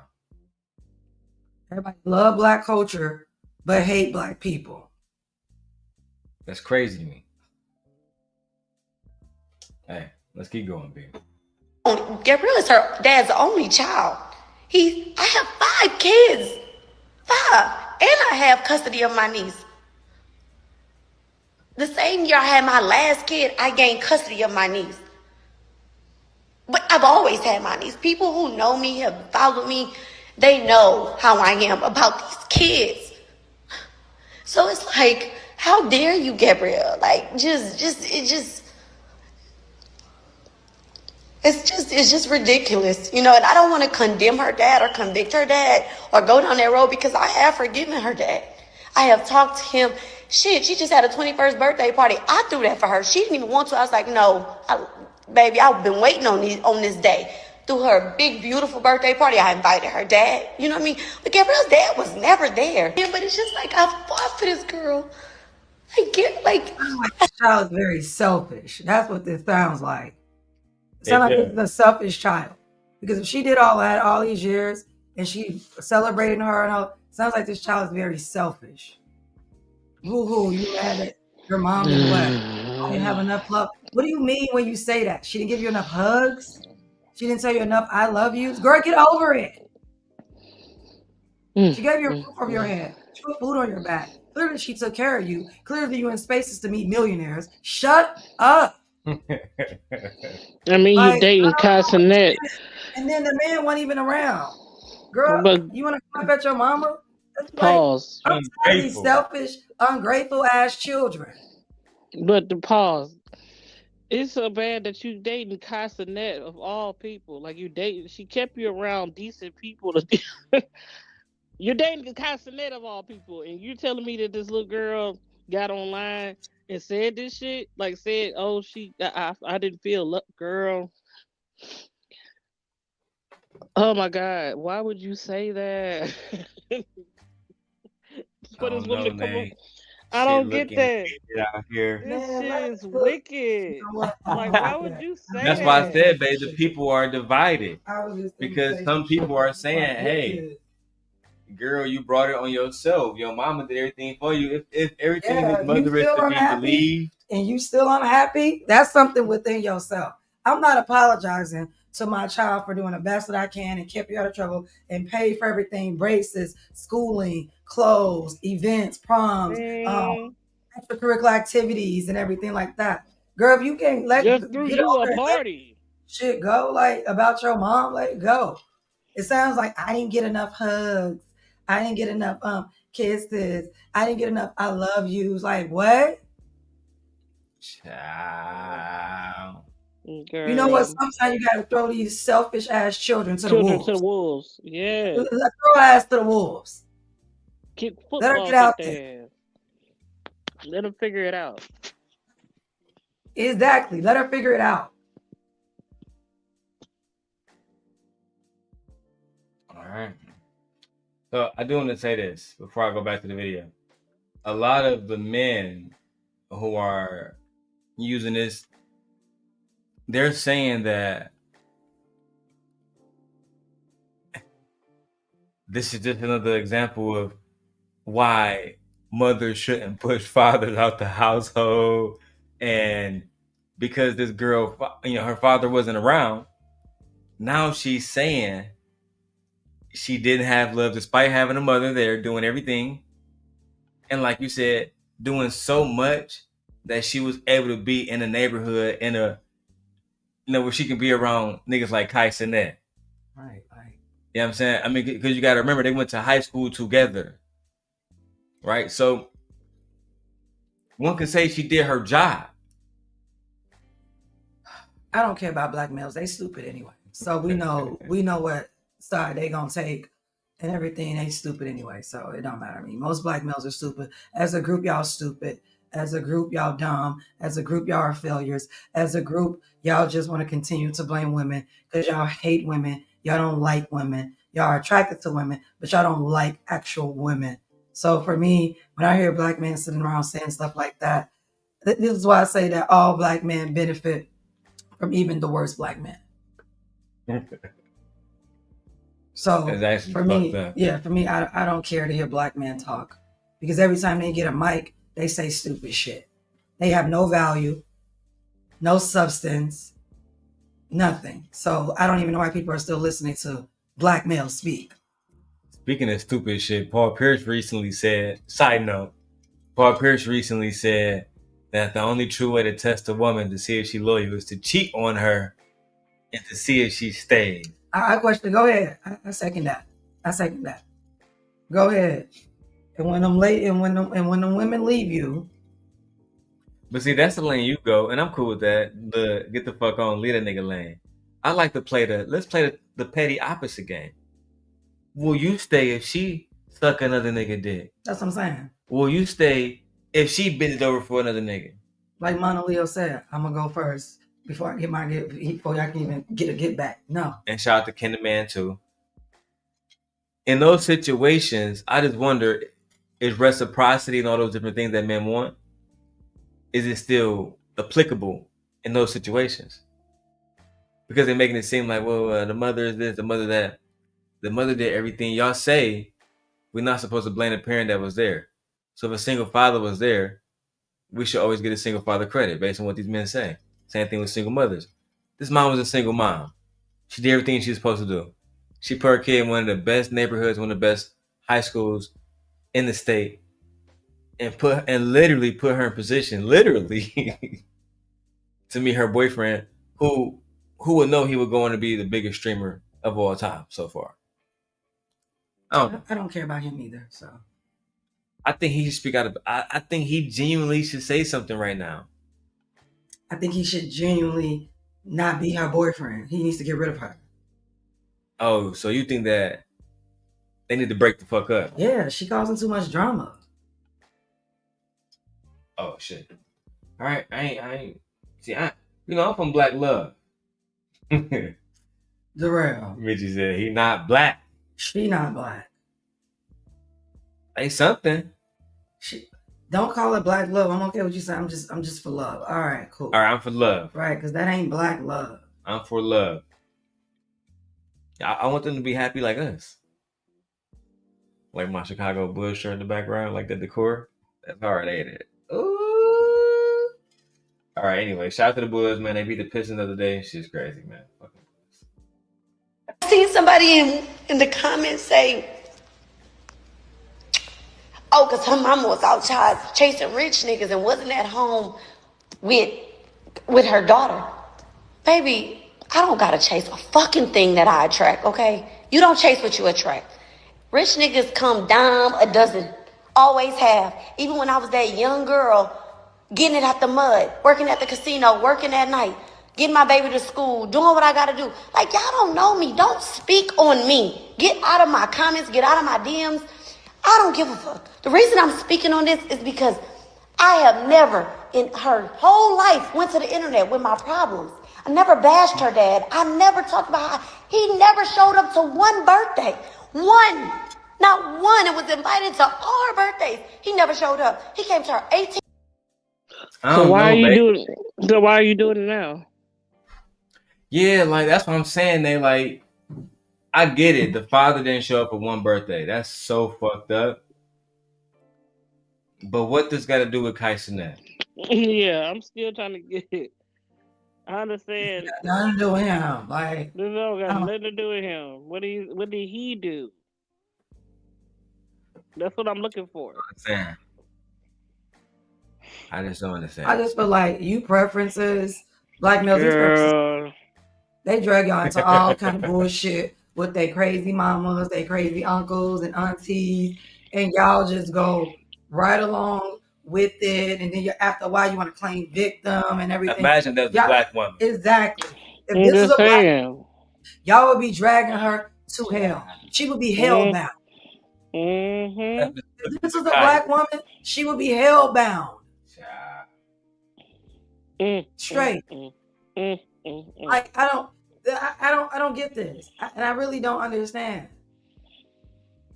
The rumor is proximity to whiteness, child. Rumors, because I believe her daughter put it out there, is that she was out here, you know, as she said in the video, spending her time with rich niggas. So what? And it kept a it kept what is her daughter doing?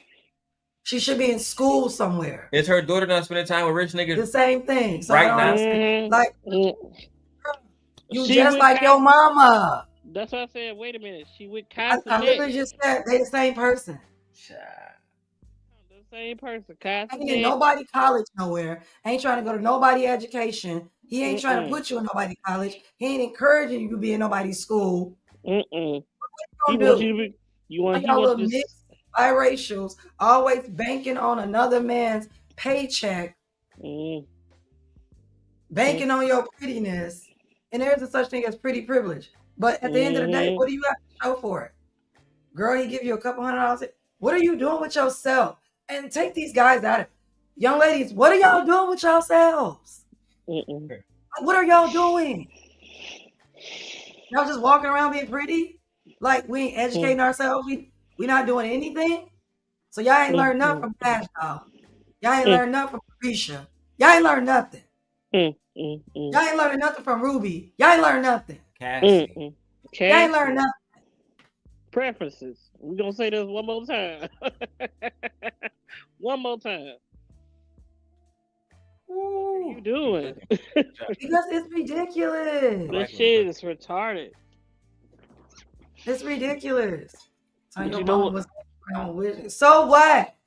But guess what? Did you eat? So as of right now, Team Scent Nation, we're on the side of the mom, Ashley. I'm not on anybody's side because I don't like the fact that you came out both. This whole. This is a bad look on her. Well, yeah, because KaiCanet fans like he's under attack. Yeah, this is a bad look. I don't think she should have put this out. I think she should. They got family issues. Yeah, like this is what I'm saying. This is a family thing. Yeah, can't go to counseling. This is a family thing. And for me, when your 21-year-old daughter came out and said what she said, I want to respond back. Personally, that's just like my son going out talking crazy on me online. No, I'm gonna go meet that nagging person because we got a problem. It's my fucking kid. Right. I'm not about to do this shit. I'm not about to do online. No, I'm gonna go to my kid's face. Child. Show you how to rate this game. 18th birthday party. Well, 18th birthday trip. And that is where me and her really fell out. She called herself inviting her dad on the Aspen trip that I was helping, that we were planning for her 18th birthday party. Girl, she took you to Aspen. Now I'm getting it. This is a selfish, spoiled, little entitled, rich, little. I ain't gonna say that. And we say KaiCanet took y'all to Aspen.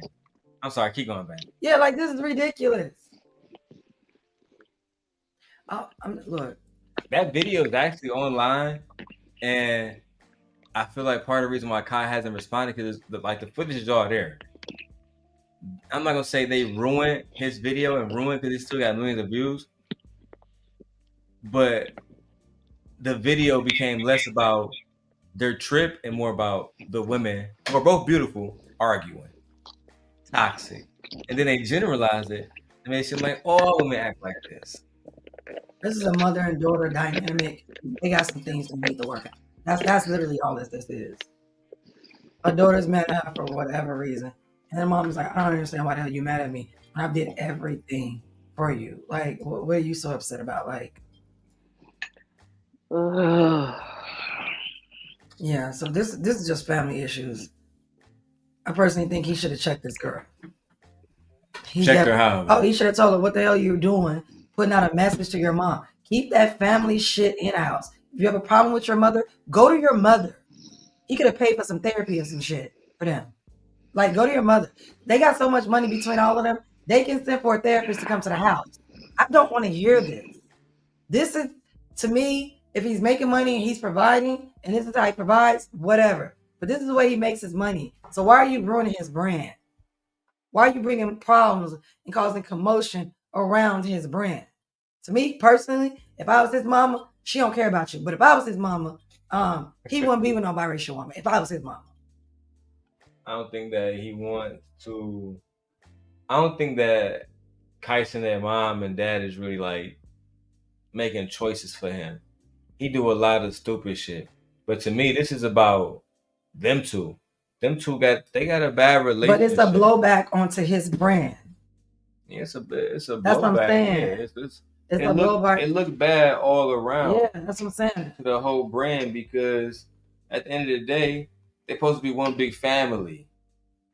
More than anything else. And now you got... Ain't nobody no family. He ain't family to none of them. He ain't married to her. Been dating this girl off and on for... And he ain't married to her. I don't care. Damn. She was that important, he would have married her. But he didn't. Wasn't he just with another girl? They got her that sucked his boy's Peter Wacker. Off and I on. don't want to hear it. Yeah. So I don't want to hear it. I don't want to hear it. Yeah, let's go. I'm not going on a birthday trip with your dad. Your dad has never showed up. He ain't never been there. And mind you, a couple years prior, he called himself going to the courts and lying on me. I still won custody. Still did that. Still fought for her. And that's another problem. I fought for her. I saved her. I'll be mad too. I just feel like if you want your dad there, that's fine. And I won't come.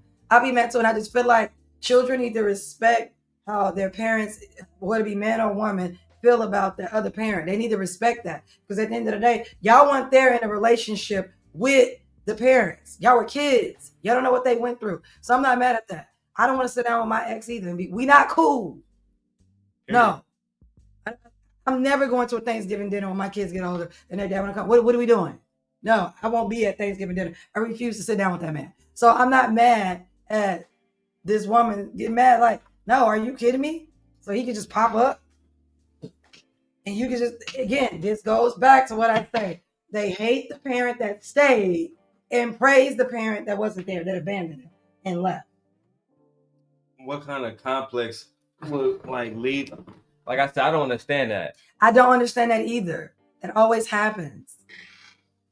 I just don't get it. But I'm not mad at her for that. And you don't have a right to be upset with your mom because she doesn't want to sit down with your father who betrayed her and who left her struggling. Like, what are you talking about? You weren't there. Especially if you're gonna hit her with the surprise, yeah.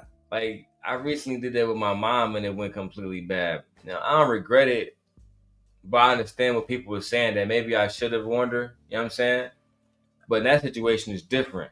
I definitely would never warn my mom with a surprise visit with my dad. God rest his soul. I would have never did that. Right. That's what I'm saying. Like I that. would never do No, that. Because I know for a fact they don't care for each other. that shit would have It went left. They don't care for each other. And I think like the fact that she's saying that, your daughter she knows that her mother doesn't care for her father. Right. And the thing about it doesn't seem like your daughter it seems like your daughter's very male centered. Extremely male centered. That's what it seems like. Yeah.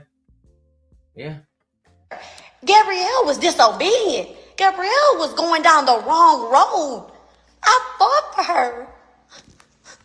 The year my baby was born, he's 6 now, was a really hard year. That year I gained a baby, I gained my custody of my niece, and Gabrielle started cutting up. So I'm in court for this, I'm in court for that. Like a selfless woman, because she didn't have to take custody. If she did have custody of her niece, that's a big deal, to take custody of another child and raise them as your own. That's amazing. People are not doing that. I took my hats off to her. Like seriously, that is a big deal, to take on another child that isn't your children, to love them, provide for them, nurture them. That's a big deal. That speaks to her character. That's selfless. Yeah, she's being very selfless. With her pocketbook, with her time, with shelter, like everything. Like, yeah, with her guidance, like, what? That speaks a lot about her character. Also about her morals and principles and everything too. That was her niece. The niece could have went to foster care, but what she said is absolutely not. My family member would not be out there. Yeah. And she took custody of her niece. That's something I would do. Never mind, Tien told you that? Yeah. So like, no. Yeah, this is family problems. I'm coming across a selfish, entitled brat of a child. Yeah. Who is impacting her boyfriend's KaiCanet business in the same way Travis Hunter's girlfriend is impacted his. Yeah. Biracials. Anyway. Preferences. Oh yeah, I guess that's a better word. Preferences. That I'm fighting for my life. Hey girl, you was on the internet doing wild shit back then. And your dad, all he did was enable you. Like Gabrielle never tried the disobedient slick shit with me. She knew because I was on her. All this, you didn't feel love, girl, you knew I loved you. I ain't play with you. I ain't play about you.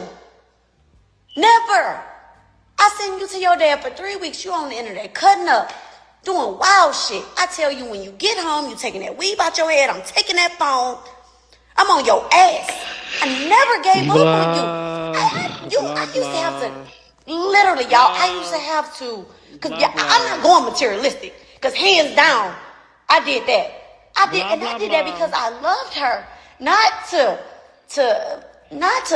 I guess, bless her or make it like, ooh, half the shit I did for her, we never even post. I don't even think you, as a mother, as a resident mother here, I would never apologize to my child about what. I would never give you an explanation about, what I'm supposed to do, or no, I'm not giving you an explanation for that. Absolutely. If you don't feel love, that's on you. You're an adult, get over it.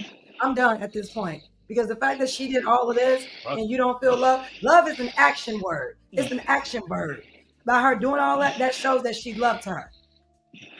Like, girl, get out of here. I'm never, as a mother, I'm never gonna sit here and be like, explain myself to my selfish child who's a brat and entitled.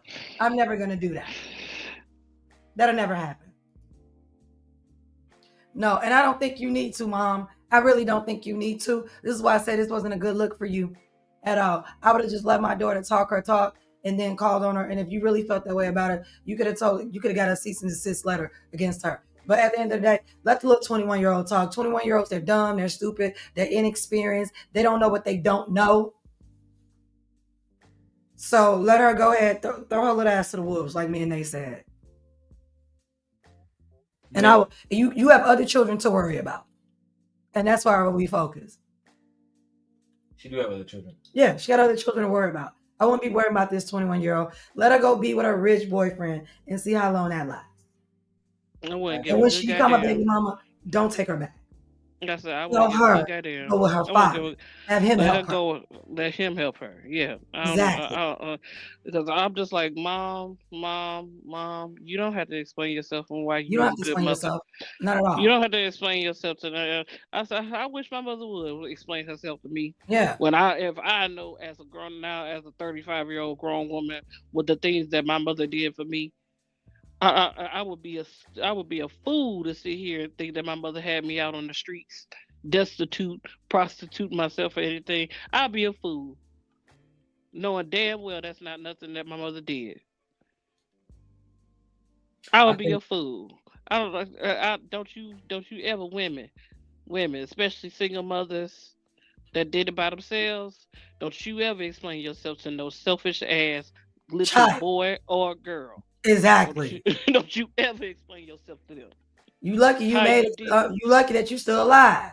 And Because I Darren, could have you been a too. shitty ass parent I I said think it she's because confusing discipline with with lack of love love. Yeah. because her father will allow Her her to do whatever she wanted to do. He not didn't just do discipline her. whatever she wanted to do. He didn't discipline her. She would do He didn't put boundaries in. streams, TikTok, Right. stuff like that. He didn't put any boundaries on her. He didn't have any expectations and and standards. when was her father around though? Because according to the mom, the father was never around.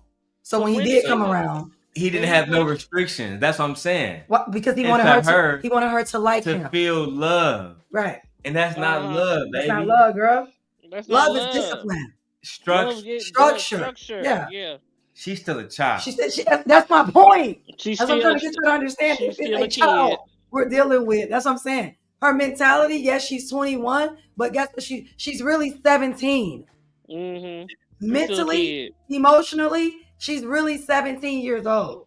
She That, believes that if a man enable her to do whatever she wants without any consequences, That's love. that's love. That's not love. You don't even realize that your father wasn't there, so he wants you to like him. So he's Mm-hmm. not gonna put any.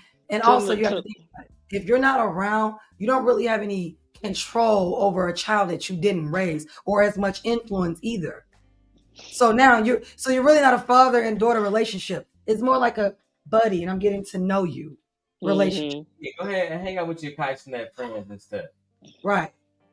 That's what I'm saying. But her mother was the one that did the raising, that did the guidings, that did the discipline, that put the morals in, principles Daily in on a daily basis. They did the hard work. This is why I hate when I talk to me and you, I tell you, when we talk about this all the time, I don't want to be the bad person in the relationship. I don't always want to be the disciplinary action one. And then when the kids come to you, you're the fun parent.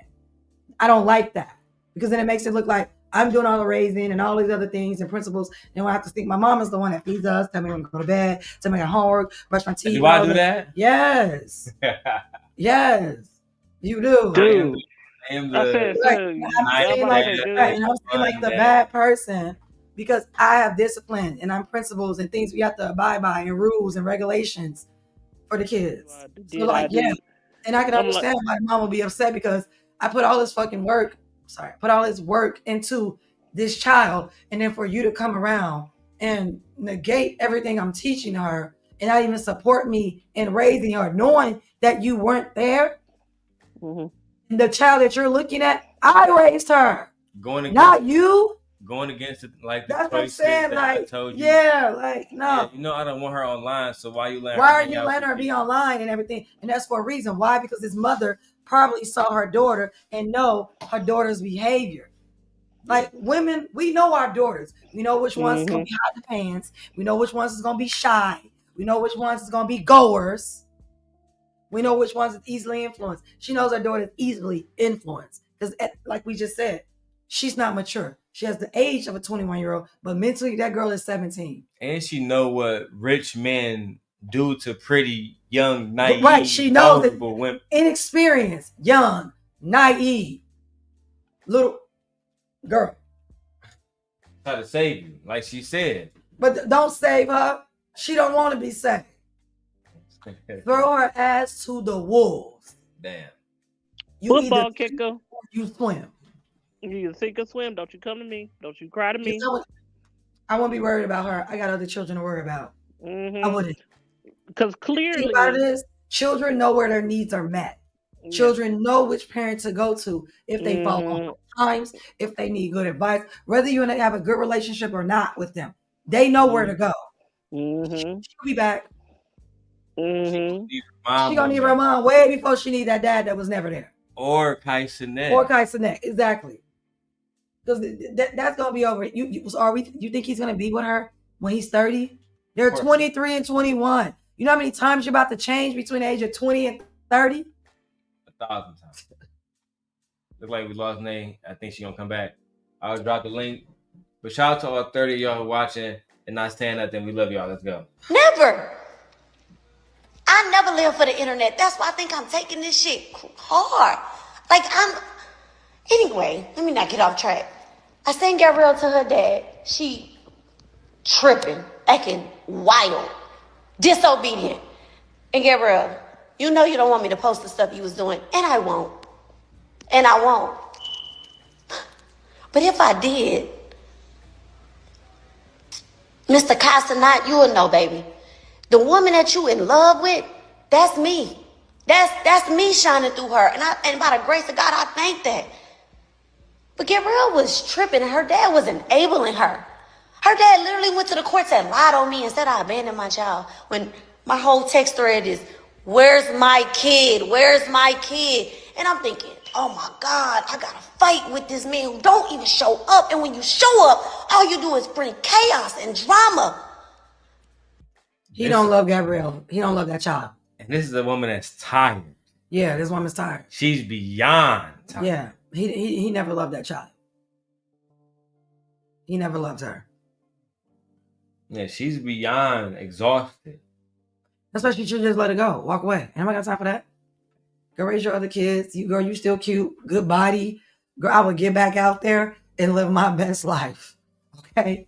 I would not let this little 21-year-old whose brain is not even done developing get on my goddamn nerves. Absolutely not. Not me neither. This would be something that you don't want to listen? Okay. Deuces. Nigga, make sure you're taken care of. But you won't get no Christmas gift, nothing, no extras. Don't come over here. Don't come over here. Child. Let's keep going, man. Shout out to Black Dye, everybody watching. And she's at this critical age. And all I'm doing is fighting for her to save her. And I did. This man went to the courts, lied and said he served me, and said that I abandoned my child because he didn't want to take his ass up the road, 35 minutes now, the border from Houston, from Louisiana to Houston, where we from. It's a courthouse about a good 45 minutes away.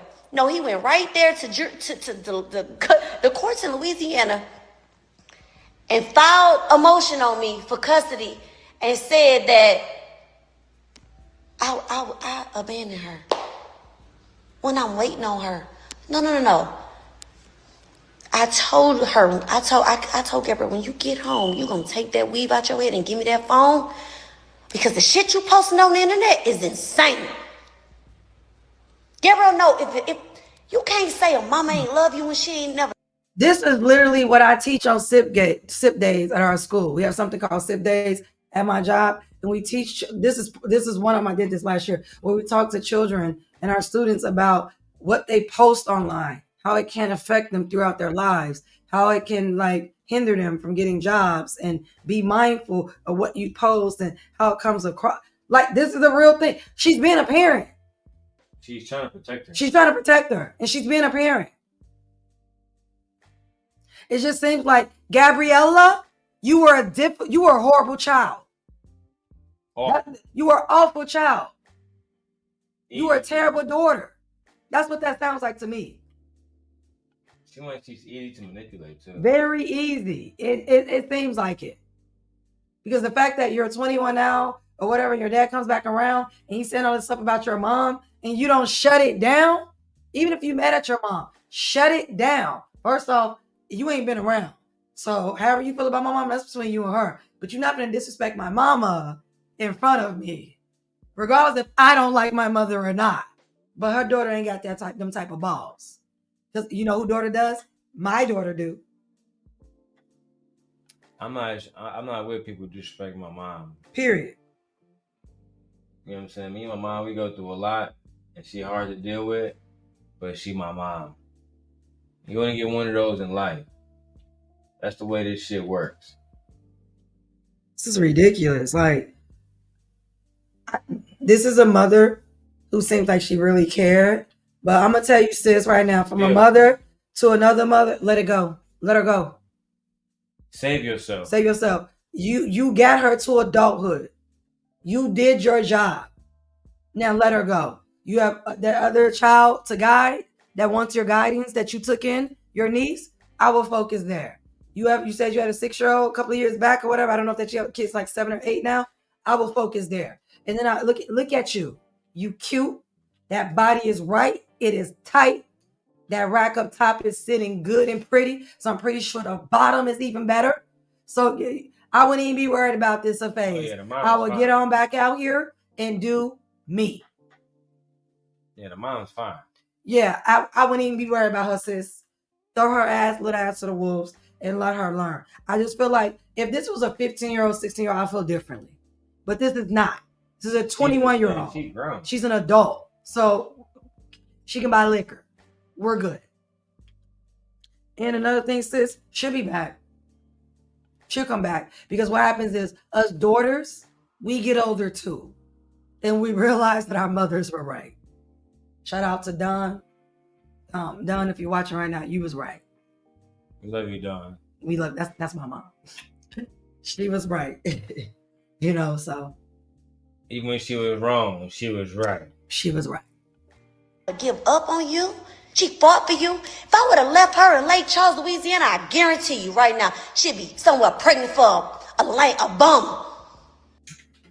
Lake Charles, Louisiana? Maybe you should have. That's where you was born, girl? You ended up meeting KaiCanet? Hold on. Where is that at? Yeah, hold on. What's the population of Lake Charles, Louisiana? The estimated population for the city of Lake Charles, Louisiana, is around 81,700 as of 2023. Small population. Do any millionaires or billionaires live in Lake Charles, Louisiana? It is often hard to confirm who exactly currently resides in a city, but the billionaire David Philo, co-creator of Yahoo, was raised partly in Moss Bluff, a nearby community, and some prominent wealthy local families and business owners also have strong ties to the area, though not at the billionaire level. Still giving small hick town. Yeah, definitely. Small hick town. Louisiana? No. Because that's exactly where she was going. I flew there brokenhearted because I couldn't believe she was abandoning me and she was leaving me because I wanted better for her. Anyway, I flew to Houston, got a car, went to Lake Charles, complete in the blind because I've never been served, so I really don't know what's going on. Her dad is telling me it's too late. Still never telling me he went to the courts. So I had to get an attorney. The attorney had to find out what's going on. I've hired me an attorney within less than 72 hours later. I had custody back. I fought for her. Gabrielle that's just one story. When you sit around and say that your mama you never felt love, you have spread me thin. You have worn me out in ways that I tell my younger kids that my little two, I tell them, mama ain't got it in her no more. Damn. Yeah, see what I'm saying? Look at that. You're starting to become exhausted with this older child. Let it go. Give that energy to your other children. Like, let it go. Like, she's starting to become exhausted with this situation. Let it go. Yeah, it's literally, move on. Literally it's draining you. Like, it's taking from your life force. This is sad. Like, move on. Like, yeah.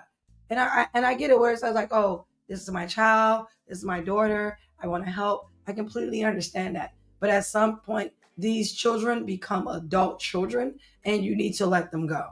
And when I say let them go, is she 21? She thinks she grown. She thinks she got in the bag. She thinks she knows shit. Let her be grown then. Let her be grown then. Because what we do know is she don't know shit. She's a And fucking she's child. a child. And she will find out soon enough. As she gets older and she has her experience as far as life goes. But no, for me, you don't need to do any of this. I agree. And the fact that you fought for her so hard and as a child. Look at how that shit turned out. That's what I'm saying. Like, for what? Why did you go get a lawyer to pay for it? I would have gave her to his ass. And it sounded like he never really wanted her. It's not like he just want to get back at you. I wonder if we all as parents go to a point where your children don't appreciate what you have done as a parent. We're experiencing that right now, firsthand. Yeah, me and my daughter's really acting a fucking fool. My oldest daughter. Yeah. My oldest daughter. And my oldest son. And then my my third son. Yeah. Yeah. Acting a damn fool. Yeah. But guess what we had? They on their own. And we love them. We love them. And if they call us, we'll pick up. But I'm not wasting my time, right? I'm not chasing them. I can't niggas that think that they know more than I do. So you got it. Do you? Have life. Do you? Do you? If you want to cut up, if you want to wrestle, you want to dazzle, there's the door. I'm not fighting. I'm not doing it no more. I'm sorry. I like your But dog. this kid sit around and say she wasn't loved. Didn't feel love. Yeah, that was the most trying year of my life. That's crazy. I go through so much. This woman love that girl. Still love her. This woman loves that child. This woman loves that daughter. Yeah. She literally loves her child. This is why I say it's a good mom. And I don't think there's anything wrong with a mother defending herself on her raising of a child. I have no problem with a mother coming out and I just don't like that she did it here. I don't like that. I'm okay with her defending herself, but I just don't like that she came online and had to do it here. I have no problem with a mother defending her parenting. She should have just called her daughter. Yeah, she should have just called her daughter. It shouldn't be something that's highlighted all over the internet. No, it shouldn't be. I have no problem with you defending your parenting. Because if you knew you were a good mother and you knew you did everything to be a good mother, and the thing about it is, I feel like children don't understand, we're not perfect. Parenting doesn't come with a handbook. It doesn't come with right or wrong. Every child is different. You don't know how children are going to turn out. You don't know what you don't know. So for me, it's like parenting is it's like uncharted territory. Right. You know what I'm saying? Like you're navigating it as you go. So for me, she did everything right that she could possibly do. And in my mind. And then she said she loved her. She said she did all of these different things and probably other stuff that we don't even know about. To me, love is an action word. So it seems like to me, she exhibited a lot of actions to show that she loved her daughter. And you know, sometimes you just get selfish ass little children. You get selfish ass brats. I mean, that's what happens sometimes. And sometimes people don't appreciate what you do, period. No, they don't. Whether it's children, no matter who it is, people can show you, like, even in relationships professionally, a boss and a worker, they cannot appreciate, like, look at how the unions are working right now and fucking protesting against corporations because they don't feel appreciated. That's just what it is. I think for me, she don't want your love, don't give it to her. Remove your presence and let her be on her own. I will remove my presence. Personally, me. And leave the child behind. You're not leaving her behind. She's 21. She shouldn't even live in a house with you. She's going out of her own life. So in my mind, remove your presence. Fair enough. Let's go. Well, shit, I don't get on this app and look for sympathy. I don't get. This shit is just crazy. This shit is just crazy to me, y'all. Like it's heartbreaking. Y'all don't even really see me on the net. On the internet. I don't get on here. I get on here every day and ask for sympathy, beg for sympathy, tell y'all my problems and all that. I don't give a. Listen, Lord, forgive me. I don't give a. I wake up every day and handle my business. I'm just in disbelief. And I'm so disappointed in my daughter. Like, I don't know who she is. Like, the shit she is doing is just the shit she's like, to feel abandoned by your kid hurts.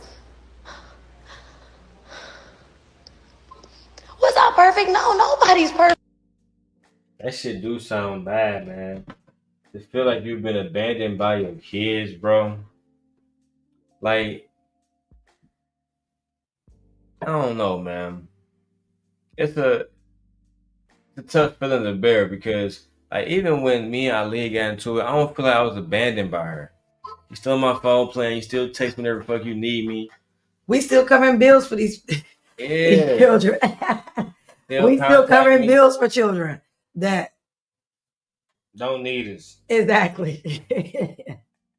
You can't make it. We still take care of their bills. Exactly. So it's just like, I think she's like really emotional right now. And you should be talking to your girlfriends about this. You ain't got no friends. You ain't got nobody you trust. You ain't got nobody you can trust. You should be talking to your homegirls about this. Somebody that you can be private with. Yeah. And vulnerable with. Yeah. Because this shouldn't be on the internet. I think she's sad as fuck. I think she's sad that her daughter is very naive and allowing men to put. Her daughter is easily influenced. Doesn't take much, and she Clearly. knows that. And she knows that. She go against her own mom. Mother. Exactly. That's she knows that. But you can't blame them dudes. You gotta blame your daughter. Your daughter fucked up. Your daughter fucked up. Oh, she's definitely gonna be taken advantage of. I don't know. Let's go. She's an easy target. But boy, did I give it my best. Especially that nigga your daddy was never around. Like never even tried and could pull up. Didn't.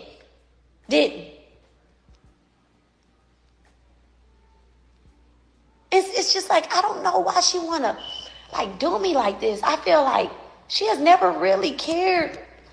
Stop trying to figure it out. It's like, damn, do you? Stop trying to figure it out. Like, you spending too much time trying to figure it out. Your daughter's an asshole. Simple as that. Just that simple. Like, it's just that simple. Your daughter's an asshole. Your daughter ain't shit. Your daughter ain't shit. Like, I don't know why she's trying to figure it out. Stop trying to figure it out. It's causing you more stress, anxiety. Stop trying to figure it out. My daughter's an asshole. My daughter's selfish. My daughter feels entitled.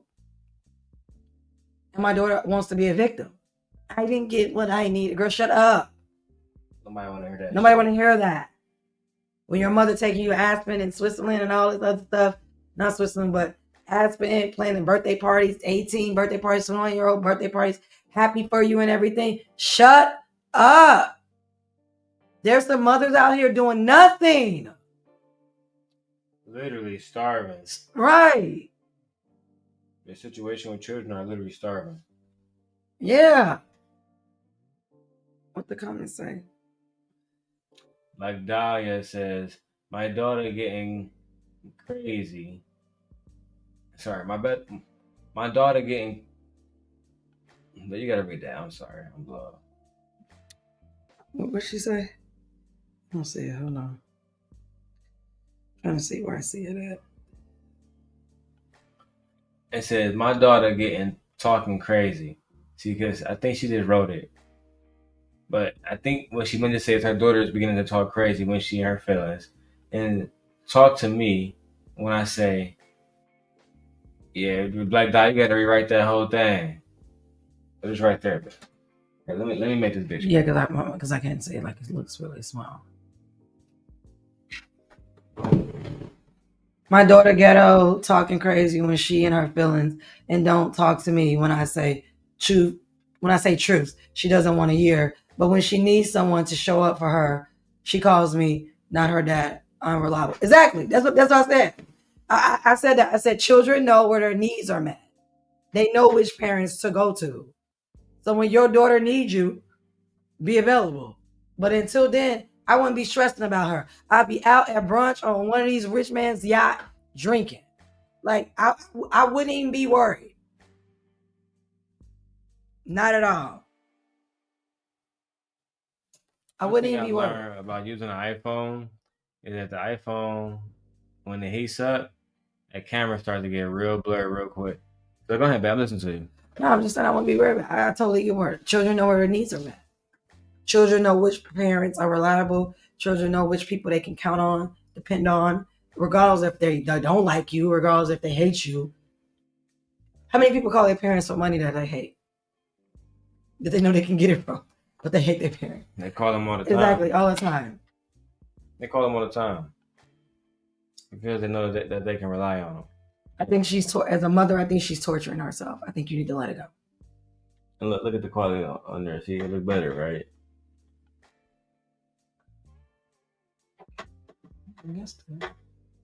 My whole point is, I want to give you a quick little lesson. You see, you notice how the iPhone's getting real blurry because it's starting to heat up or whatever? Yes. The Sony's having no issues. I haven't brought the big dog yet. So now you see why we invest into these cameras. We're streaming for hours. No overheating issues yet. Thank you, Black Dahlia. We love you. Let's get back to this video. You even love me? Like, it's like she chastises me. And I'm going to be honest with y'all. A lot of it, in my opinion, stemmed from when I had another daughter, when I had Scarlett. I think Gabrielle was 12 years old when I had Scarlett. And the way she treats Scarlett, it's just heartbreaking. You know what I mean? And let me tell y'all something about Scarlett that y'all don't know. Scarlett was completely abandoned by her biological, let's just say, sperm donor, because I didn't want to be with him no more. Because you niggas ain't shit. You males ain't nothing. So she got pregnant by two different exactly. niggas. Exactly. And again, like, and I know what the red pillars and she chose poorly. No, it's too many males in the community that's shitty. That ain't good males. That's the problem. It's not when I use male, I use males in a term loosely. And I mean in the most disrespectful way. I really do. Like, this is crazy. Back to back. This is crazy. Over time though. Over here, she said she has two of the children. Yeah, but yeah, like still this both is crazy. black like, men. Yeah. They both did the same They shit. both did the same thing. Which goes to show that a lot of black men are not really trying to believe married. Black men are very anti-family. I wholeheartedly believe that. They're literally anti-family. You think so? Yes. You literally have Paul Pierce telling people to see if she's loyal to go cheat. In my mind, why are we even testing loyalty? Why are we giving women just be with your woman? Like, Paul Pierce is a fucking bandit. Nobody cares what he say any fucking way. He's a fucking fool. He's an idiot. He's tall, slinky, unattractive. He's 50. 50 old, never been married. Don't nobody want you. You washed up, you used up. He don't look good at 50. He don't even look good at 50. That sperm is disgusted. It's shriveled up. We can't do nothing with it. It probably has Down syndrome in it. That sperm got Down syndrome in it. Probably got diabetes attached to it. No, you can't make this shit up, low key. I don't know, man. Shout out to everybody that was watching us tonight. We closing in about 10 minutes. We're going into the last topic, which is Detroit elected their first, woman to be a mayor ever in almost 400 years. But let's go. Because I got a boyfriend. Scarlett goes through like that beautiful little girl that y'all see with that bright smile all the time. Goes through life. She don't even know who her dad is. She don't even know his name. She don't even know his face. He completely left her just because I didn't want to be with him and got a boyfriend. But you went through like her just because I didn't want to be with him. What? Hey, whoa. Hold the fuck Wait a minute. Wait, first of all, you're not going to speed past that like you didn't just say what you just said.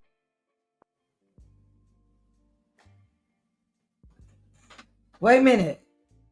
He got a boyfriend? So he left you because you didn't want to be with he abandoned her because you was no longer interested. I'm probably sure that it has something to do with him liking men. Didn't we say all roads lead to Gayville? They Shit is getting wicked out here, dog. So Manosphere, red pill.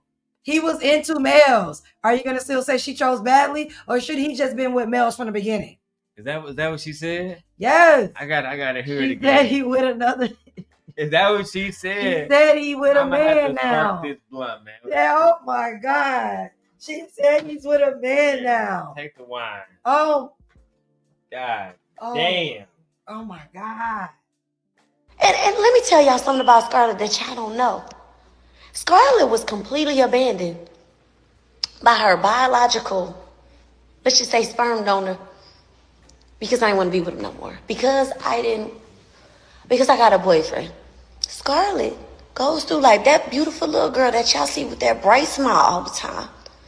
Goes through life. She don't even know who her dad is. She don't even know his name. She don't even know his face. He completely left her just because I didn't want to be with him and got a boyfriend. But you went through life alone? Girl, he was always gay. Is she saying because she got a boyfriend or she got a boyfriend? She said that she had a boyfriend. She didn't want to be with him anymore. So she already had a boyfriend. And she didn't want to be with him at all. So they broke up. That's what happened. And then he didn't want to be with her because she got a boyfriend, not him. Calm down. Let me tell you. They are not together. Okay. He wanted her. Right. She didn't want to be with him. And she already moved on. Okay. So he went and abandoned his daughter because she moved on with another man. And then after that, he abandoned his daughter. And now he's seeing a man. That's what happened. That's what happened. That's what happened. Girl, he was already gay. And there probably was signs that he was already gay. And that's probably why somebody, you know, no, girl, he probably wanted penis and pussycat. I want undoubtedly. Oh, for sure. Undoubtedly. I always find it interesting that how do these women end up with these men who are gay? Clearly, this man is clearly gay. There's nothing wrong with it. Yeah, he's gay. If you are into men, and yeah, you're gay. If you're dating a man, you're gay. I mean, it's not hard to understand. Ray J said that don't make you gay. Ray J is a drug addict. Make sure you guys watch out for our Love Cabin videos. They're coming soon. All right, let's keep going. Because we got to hear what the daughter said. And then the last topic of the day. Ray J's probably a drug addict, but whatever. Ray J is definitely that man is definitely on something. He's on drugs. He's on drugs. And unloved? Whatever.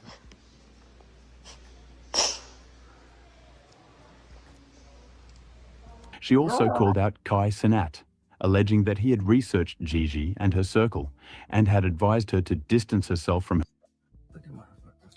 I'm going to skip that part and go back because this is where the part where she alleged that KaiCanet did research on her and found out that she was like a hoe back in the day or whatever.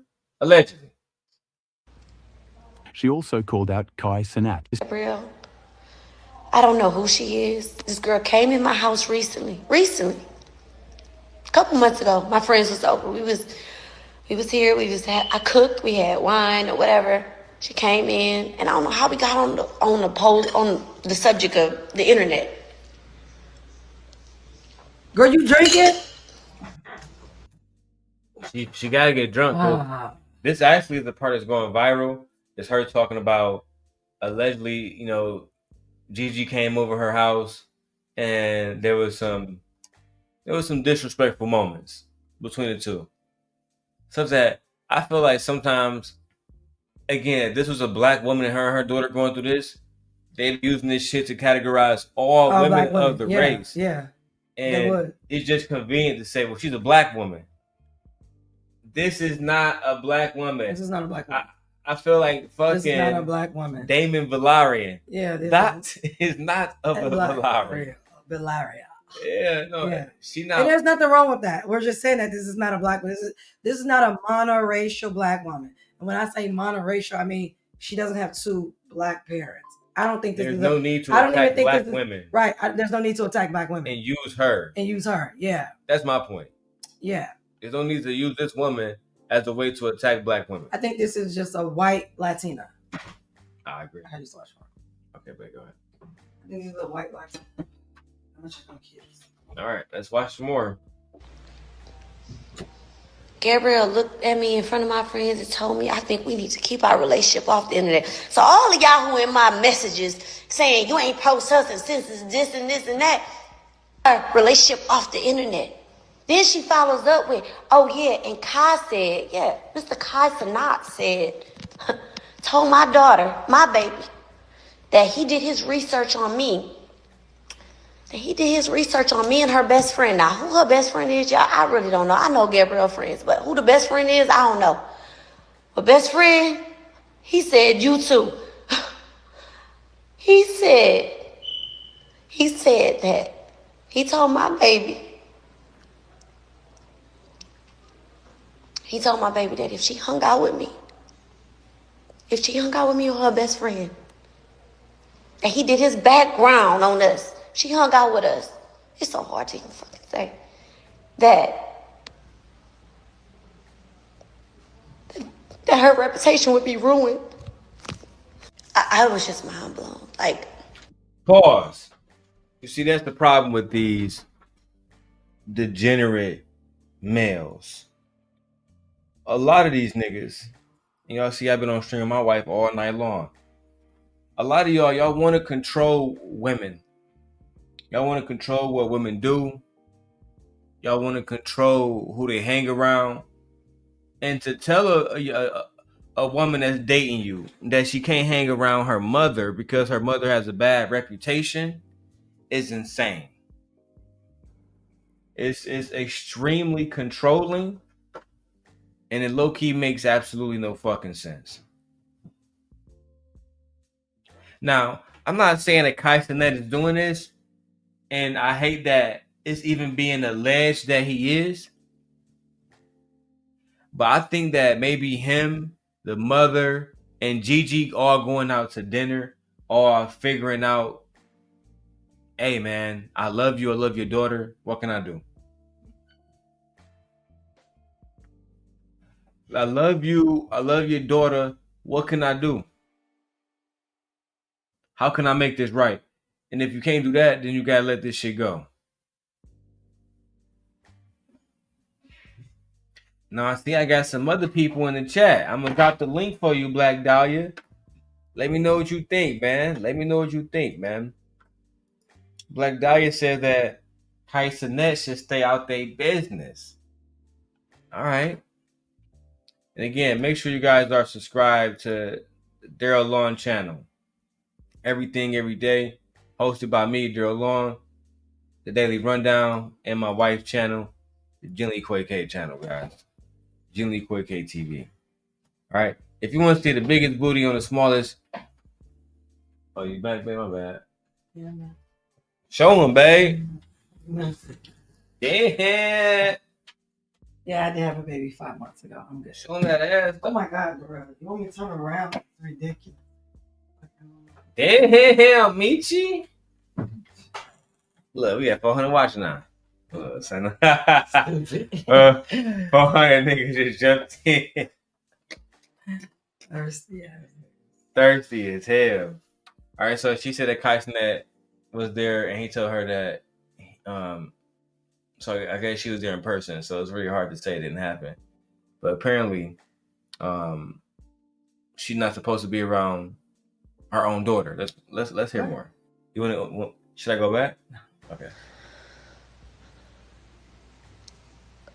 And then when I think about this, like over the past couple days, like KaiCanet, all you do is sit down with women of different sorts, different kinds, different backgrounds, different reputations.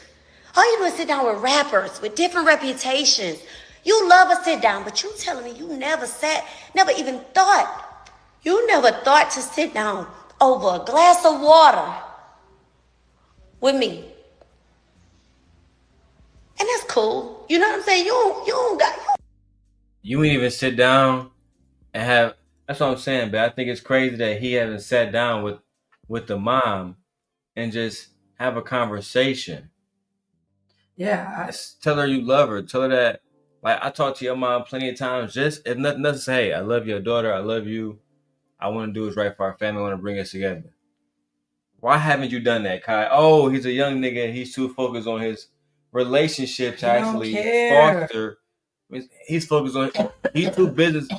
He's too busy focused on his business to actually focus on anything else. Yeah, he don't care.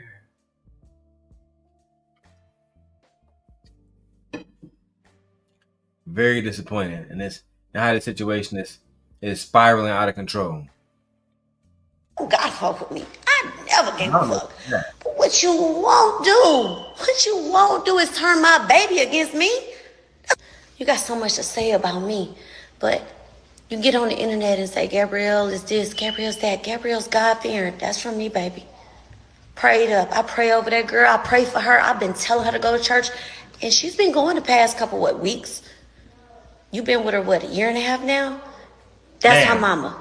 You say, oh, she could cook so good. She could clean. She this, that. That's her mama. You say she from... She's saying that everything that you love about her come from me. And yet you trying to diss me, Kai? What's wrong with you? That's why y'all need to watch Baby Boy. Because what did P say? Remember what P say? I probably love you more because you made her. You made her. Period. Yeah. I ain't gonna call y'all no B words.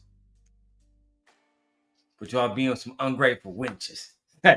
Ungrateful creatures. That's what he called it. Crazy work, dog. Crazy work. Y'all like the thumbnail? Baby, like thumbnail? You like it? Yeah. Okay. What is that sound? Is that the bag? Yeah, I think it is. I'll check on it. All right. Let's go. Louisiana? No, she not. She was born there. Gabrielle's been gone from Louisiana since she was 2. I'm from Louisiana. So that Louisiana girl in the kitchen praying for you, she get that from her mama. I ain't never got on this app and bragged and said, oh my God, Kai said my daughter was this. Oh my God, I did a good job. I ain't never came to this internet for validation. My point is, Gabrielle, you ain't never went through life alone. You don't even know what that's like. The way you treat me, the way you treat your siblings, the way you treat us lately. I don't know who you are, boo. I pray whatever your little heart desire. I've always been praying for you to have the desires of your heart, and you know it. Just my birthday before last, when I had the red dress on. Yes, she's on my page with the red dress. She posted me. She came over. She cooked. She made me breakfast. She sent me to the spa. That's my baby. She posted me. She said, happy birthday to my rock. 6 months later, she get with this dude. I'm happy for her. You know what I'm saying? But it's just like ever since this is going on, I don't recognize her.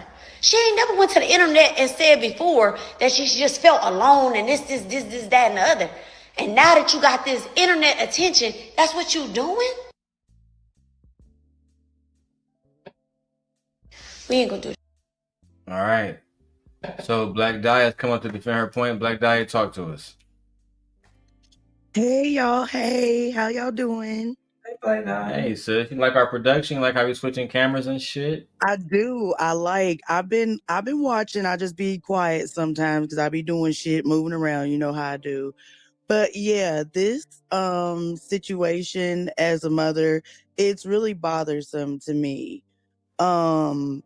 I only have one child, my daughter, and Okay. and she's 25 now. And so I like she's only a couple years older than this young lady is. And I know the different struggles that I have gone through with having a baby daddy that seems similar to the father of this young lady's and like everything that her mom is saying, it makes perfect sense to me. Like my baby daddy wasn't really around for my daughter. And when he did come around, he brought chaos and drama. And like when she got to be like 16, like she's saying about her daughter, he wasn't around so much that when he wasn't he wasn't the disciplinarian. He didn't like provide structure and stuff like that. He was letting her run around and do whatever the hell she wanted to. And so she did try to take advantage of that when she was younger, but now that she's older, I think that she realizes better like how men like her father or boys, well, I guess she's grown now. So like men that come around as seasonal workers thinking that they have any right to put their mouth on our relationship when they have no idea the sacrifices that I have made for my daughter. And my daughter is a spoiled brat like this little girl seems to be. She is a mama's girl, spoiled. But I think that it's wrong. I think KaiCanet needs to mind his business. Babe, do you agree with Black Dahlia that KaiCanet needs to stay out of it and mind his fucking business? I don't know what he did. Well, technically, he hasn't done anything. So like Black D, like what are we saying? He need to, like, did he say something? Because I don't think it's not unreasonable for a boyfriend to say like, or give his opinion on like, you know, what's going on with you and your mom. But it's the fact that women talk to their men about situations in their life. You know what I'm saying? So I'm just trying to say, like, personally, I think he needs to just break up with her.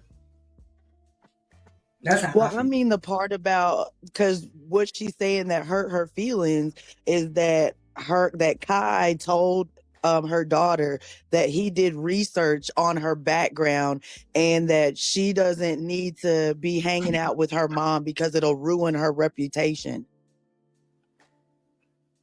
Now, if he did that, that's sassy as hell.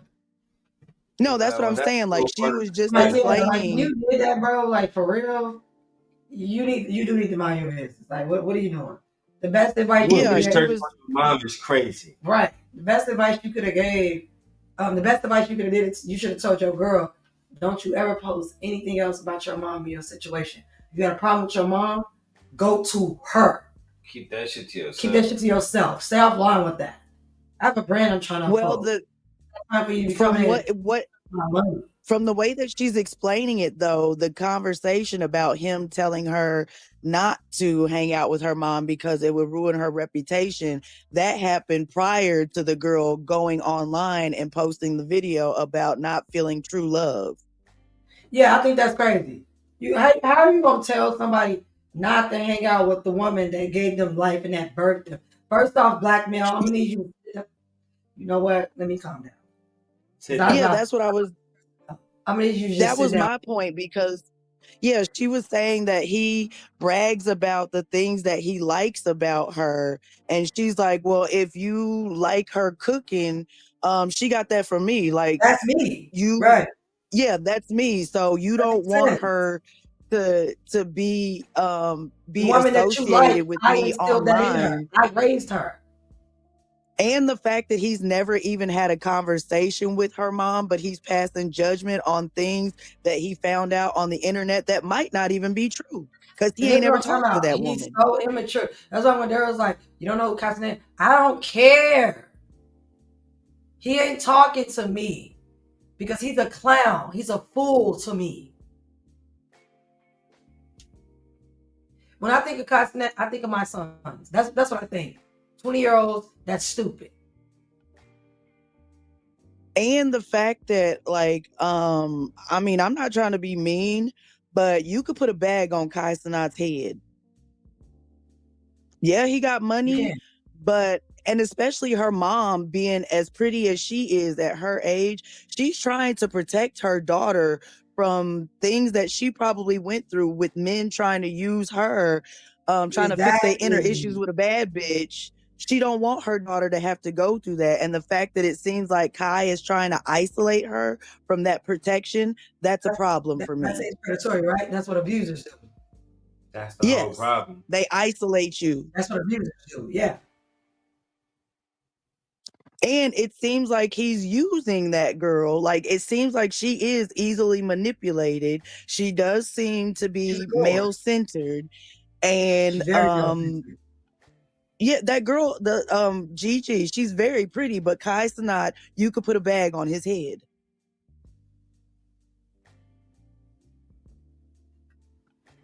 I agree with you, like, I mean, I personally agree with you, like, I do think you need to stay, because that's just like a man trying to interfere with me and my daughter. Yeah, I'm gonna go at you too, bro. Get the fuck back. And I do agree with you, Michi, that like I wouldn't be online feeling like I got to explain myself and my parenting to everybody else. But I also understand like the frustration that the mother is going through. Like she probably did try to call her daughter, and because her daughter knows what she did by putting out that video and saying that she didn't feel true love, like that was kind of odd to me that she put it that way, true love, because when I think of true love, I think of romantic relationships, not like parental, if that makes sense. Yeah. Like I think of a Disney fairy tale when you say my one true love. Well, I'm gonna let y'all give y'all final thoughts on the whole situation. Not final thoughts for the show, but final thoughts on the whole situation between KaiCanet, Gigi, and the mom Ashley. Because mine is that I think the family got to find a way to come together somehow, some way. KaiCanet is the man of that family. He is not family. No, damn, No. it's over. Damn, That ain't her husband. it might be one day. Okay. Damn. But that day is not today. That's just her boyfriend. That's right. Exactly. He's a seasonal worker. Look at this cute photo of them in the thumbnail. You don't like that? That's why I said he needs to put a bag on his head. Right, that don't mean nothing to us. Damn. All right. She makes him look good. And I really hope that little girl or that young lady, that young woman does not end up being his trophy fantasy that it seems like he's trying to mold her into. I hope she takes the I'll time show you out what she looks to like, actually. baby. I don't know. Like when you say trophy fantasy, you Like mean like I don't really, I personally don't consider her a trophy or fantasy. I don't think he's all that cute to me or whatever, and I don't think she's all that cute to me, whatever. But for me, I just feel like I see these girls every day. So I see these women every day. She like the average girl walking down the street to me. Yeah. Yeah, she like the average girl walking down the street to me. And she's skinny as hell. Yeah. So like, yeah. So for me, I just feel it's not. I don't even feel like it, but I just. It's denim not even worth addressing. All right. Yeah, I don't even feel like I don't feel I'm about like to he transition. using him. I don't feel like he using her. I like the only thing I really do like about it is that they're age appropriate. You know what I'm saying? So, has she been 18? I'd have been like, yeah, this is a problem, bro. For real. Yeah, but she's 21 and he's 23. They're age appropriate within like less than 4 years of each other. So for me, I just feel like, in my mind, he's stupid. Because I'm not gonna let you come in here and bring drama into my business. Absolutely not. Think about it. If he worked at McDonald's, would you want your girl coming to your McDonald's bringing your at your work? Of course. Exactly. What if you owned your own business? Would you want her coming up to your job causing problems? Or if you was a doctor, do you want to come up to the hospital? Or if you was a teacher, do you want to come up to the school? Like, you're bringing drama to his business because you are immature and you can't go talk to your mom about the way you feel. So you want to go online and berate your mother, the parent that stayed, that gave you love through action, not just words alone, through action. And she seemed like she really freaking cares. I would throw this little bitch to the wolves. I'm tired of selfish children. I'm over it. I'm disgusted by selfish children. They feel entitled. You know what? Throw them to the wolves. And I mean this with all due with respect. Fuck them kids. Do you laughing? But I'm dead serious. Like, I'm tired of children coming of age. I'm tired of children coming of age and disrespecting the parent that stayed and that tried and that loved them and gave them their very all. Because she could have threw your little ass to the service. She could have threw your little ass to the streets. She could have threw your little ass in foster care, but she didn't. She kept you and raised you. But let her drive to the wolves. Throw her to the wolf pack. Who cares? Because he's not gonna marry her. She'll be a baby mama soon, especially if she continues to mess around with black males. She will be one.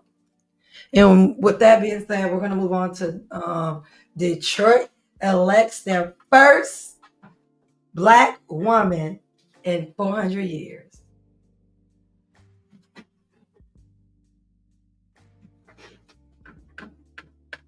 Let's go ahead and transition into that because I think that's awesome. I really do. You on camera now, man. All right. I gotta figure out why the iPhone be glitching like that. It could be a number of reasons. I think mostly Wi-Fi reasons. Yeah, it could be a number of reasons.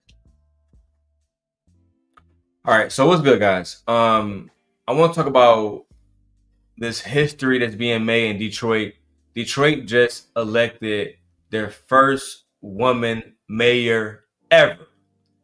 And I'm talking about, of course, Mary Sheffield, daughter of Horace Sheffield, the famous pastor. Here are the facts. On November 4th, 2025, Mary Sheffield absolutely dominated the Detroit mayoral race. She won with a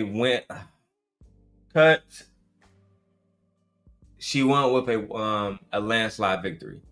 She ended up getting 77% of the votes compared to her opponent, Solomon Kinloch Jr., who received roughly only about 22-23% of the votes. The Detroit Associated Press called the race just after 9 p.m., barely an hour after polls had opened.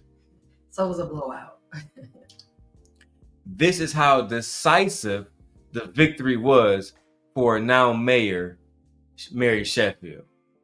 Now, let me also give you guys some background on Mary Sheffield because this is a woman that has been putting in work in Detroit for years. All right. Now, as I said earlier, she's the daughter to Horace Sheffield. She's 37 years old, or she might be 38 when she take office in January, making her potentially the youngest big city female mayor in American history. All right. She's been on Detroit City Council since 2013. And when she was, I think, just 26 years old, she became president of the Detroit City Council. That was back in 2022. During her victory speech at the MGM Grand Casino, Mary Sheffield also said something extremely powerful and very impactful, and it's something that resonates with most Detroiters. She said, throughout Detroit's 324-year history, 75 mayors have led the city, and not one of them has been a woman. 75 mayors has led Detroit through poverty, crime. Don't get me started on Kwame Kilpatrick. Keep going. Let's move forward. Right? Let's not talk about him. In 324 years, Mary Sheffield is the first woman to hold this position as Detroit mayor. She's replacing Mike Duggan, who has been Detroit mayor since 2014 and decided not to run for re-election because he's running for Michigan governor as an independent. He's gonna lose. He probably will lose. And Mike Duggan also endorsed Mary Sheffield, calling her, and I quote, the most qualified person, the most prepared person for the job is going to be our next mayor, Mary Sheffield. All right, so we also had to talk about what Mary Sheffield plans to do and how she's focused on three major things in Detroit in her first year. All right, that first thing is going to be raising income for Detroit residents. That's extremely important. How are you gonna do that? We got. I don't know. Yeah, because I'm gonna say, hey, she gonna. Now, I do got her whole 26-minute speech. I'm not covering that tonight. Yeah. I'm not doing that. The second thing she claims she's going to do is activating commercial corridors. Now, I believe this is going to be getting Detroit into more Hollywood, type shit, and other stuff like we have a lake too and a river too, but we don't have any docks. I always wonder why not. I always wondered that. And she talked about that. Like us having more business going through the docks instead of it going through Canada. I don't know. Anyway, she also brought up the fact that she want to have significant property tax reform that would reduce taxes for both businesses and Detroit residents. I think that's a good thing. I mean, reducing taxes is always a good thing. But what you gonna do about when the city freezes and it floods? See, that's what I want to know. What do y'all do about when your residents can't get to work? I got reduced taxes, but yet the greenery or what we call it, vegetation, is growing out of control. And then every individual is responsible for it instead of the city being responsible for it. Like I don't like the fact that when I ride through Detroit, it's dirty looking to me. It doesn't look clean. I see all these abandoned homes. I see the landscaping has overrun every neighborhood. No one takes landscaping seriously. Your streets are horrible. So it's just like, what do you, and on top of that, what are you going to do about the crime? Because for y'all only to have maybe 600 to 700,000 people, y'all crime is too high. So that means you're the mayor, you're in charge of the police. So you have to look into them because they need to do their jobs. And I feel like Detroit police don't do nothing. So for you to bring business, I guess, like into Detroit, first off, y'all have to get the optics look bad. When I ride through Detroit, I'm not impressed at all. Now, before I continue to talk about Mary Sheffield and some of the controversy that plagued her campaign, I want to go to CBS and let's take a look at what Detroiters are saying about Mary Sheffield. City just chose its first new mayor in 12 years. Yeah, CBS News Detroit's Julia Avan is out in the city speaking with residents about their thoughts on tonight's election results. Julia? Guys, this is what residents have been telling me. First off, they're happy with the results. They're not surprised Mary is taking the seat and is projected the winner. And they also say that she deserves this. One of the things that I kept hearing is that she's held a leadership role in the city of Detroit. She served recently as city council president and has been involved for 12 years. They spoke very highly of her, and they also spoke very highly of her opponent. They never spoke poorly about Reverend Kinloch. They like that he's been a positive influence in the community. He's done a lot of charitable work. He's a great pastor, but their only concern is that he's never held a political role. But now that, like she just said in her speech, she's ready to get to work, I asked residents what they want to see her do.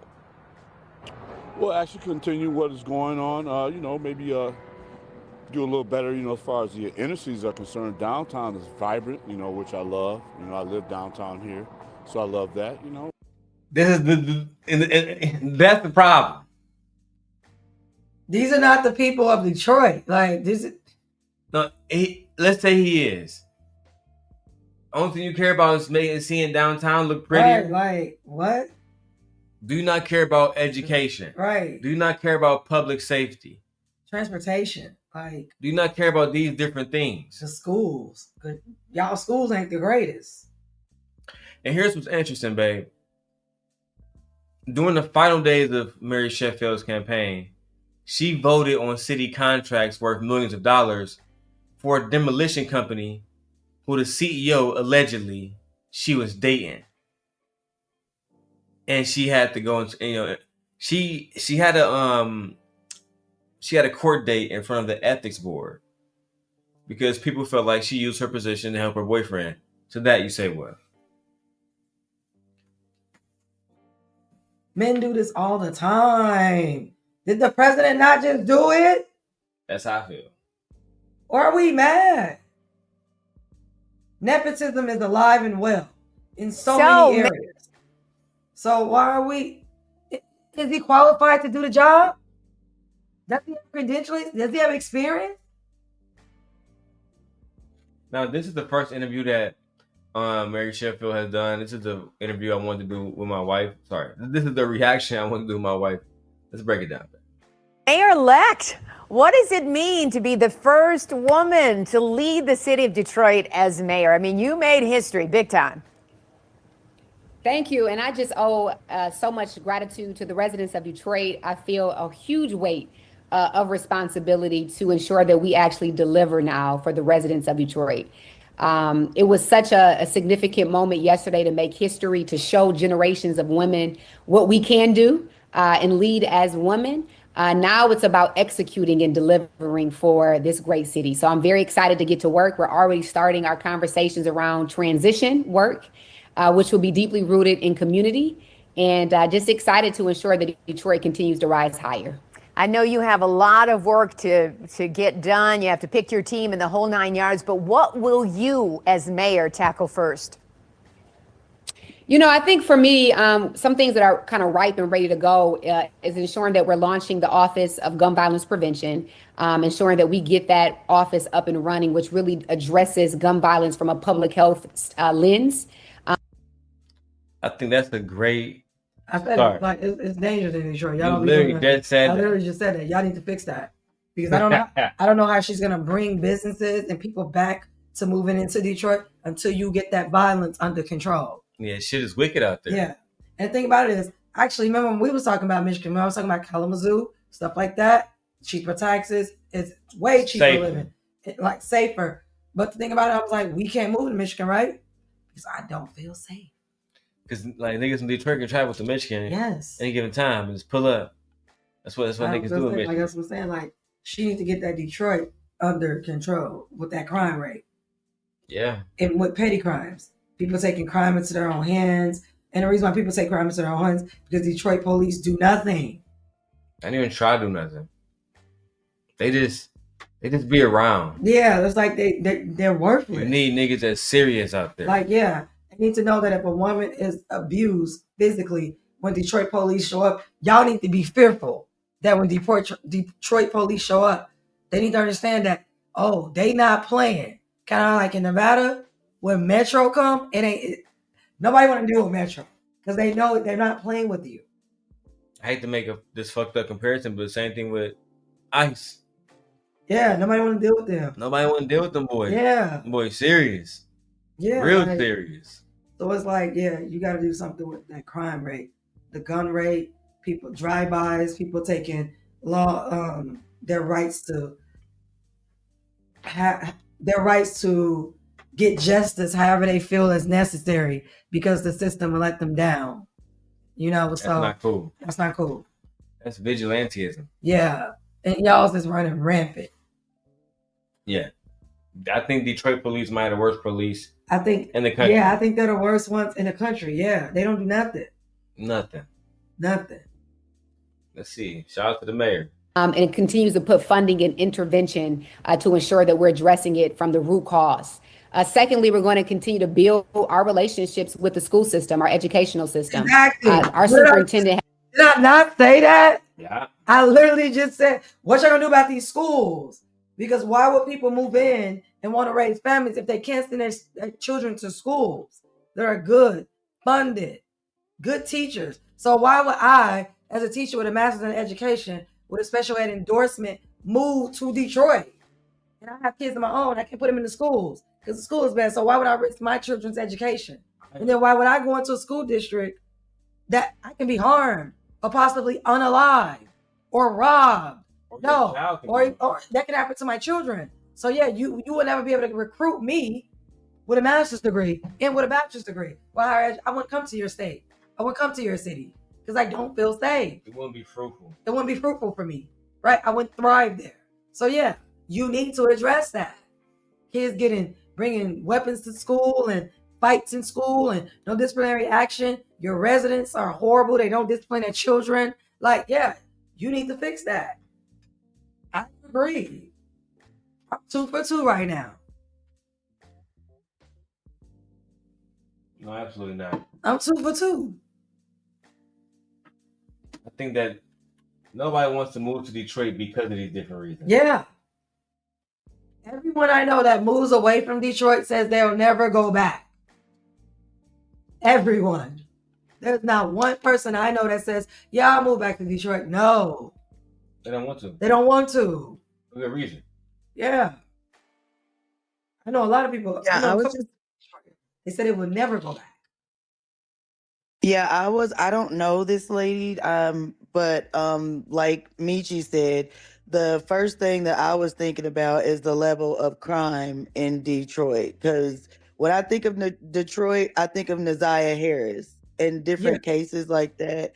And like she said, I would never want to move to somewhere like that with children where you do not feel safe. And if the police aren't doing their job, like where I live, it's not as big as Detroit, it's a much smaller town. But what I have noticed about police that aren't doing their job, they probably are into the criminal activity of the city. That's why they're not doing anything to stop it and fix it. Fact. So she probably does need to check in on the police department and see what the hell is going on and why they're not handling the crime better than they are. And yeah, if the schools aren't up to par, no, I don't want my kid going there either. So Exactly. you're not gonna bring money into a city where the crime is out of control and the schools are terrible. I agree with you. I agree too. I mean, that's just my thoughts personally as a mother. That's two of the first things that I think about whenever it comes to where I want to place my family. Yeah, I don't want our children going to. I mean, I already told Misha this. I don't want our children being in Detroit anyway because it's just dangerous. It's more dangerous than it needs to be. So why go out there? But let's listen to more what the mayor-elect had to say. Has been very clear about some ways that we can be a greater partner in improving the outcomes of our youth. And we're very eager to be more hands-on with our educational system. And then lastly, when it comes to neighborhoods, I would say we are looking at ways to bring government back into the communities so that residents have the ability to access city government within their own rec centers and within libraries and churches and things of that sort. So we're looking at ways that we can make government more accessible.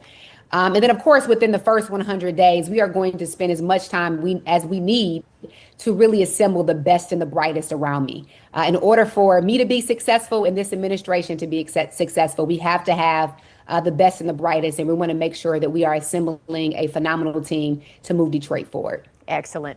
Your motto, Rise Higher, has resonated really with all of Detroit. What's your plan to help Detroit and Detroiters rise higher now? Well, we are going to build on the foundation that has been laid. And I think Detroit spoke loud and clear that, yes, we see progress, right? You can't deny that Detroit has made tremendous amount of progress. The foundation has been laid. But now it's how do we take it deeper into our neighborhood so that more opportunity reaches more families in more neighborhoods. And so we're going to fill in the gaps. Mary, let me help you out. Because I don't know what that means. I'll help you out. Because I'm from Detroit. How you gonna help them rise? Gentrification. I was just gonna say that. You're gonna move. When you say you want to help it get in between the neighborhoods, you're gonna have to move people out because there's some people. Remember what I told you about downtown? Yeah. All white people. Yeah. They just put the first Apple store there that's ever been in Detroit ever, downtown. It's all white people down there.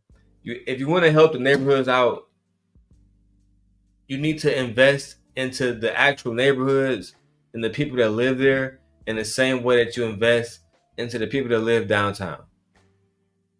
That's all I'm gonna say. If you're from Detroit, you know exactly what I'm saying. And some people some people are gonna have to go. Some people are gonna have to go. Yeah, they're gonna have to go because some people are not. There's a lot of people thriving off the way Detroit is right now. Yes. They like the way the ecosystem is. You're going to have to clean it all the way up. You're going to have to clean it all the way up. If you want to revive the city, bring in revenue to your state. Some of y'all friends gonna have to get arrested. Some of y'all friends gonna have to be arrested. Yeah. Some of y'all friends gonna have to be convicted. Some of y'all friends gonna have to move to other parts of Michigan or out of Michigan. Or leave Michigan entirely.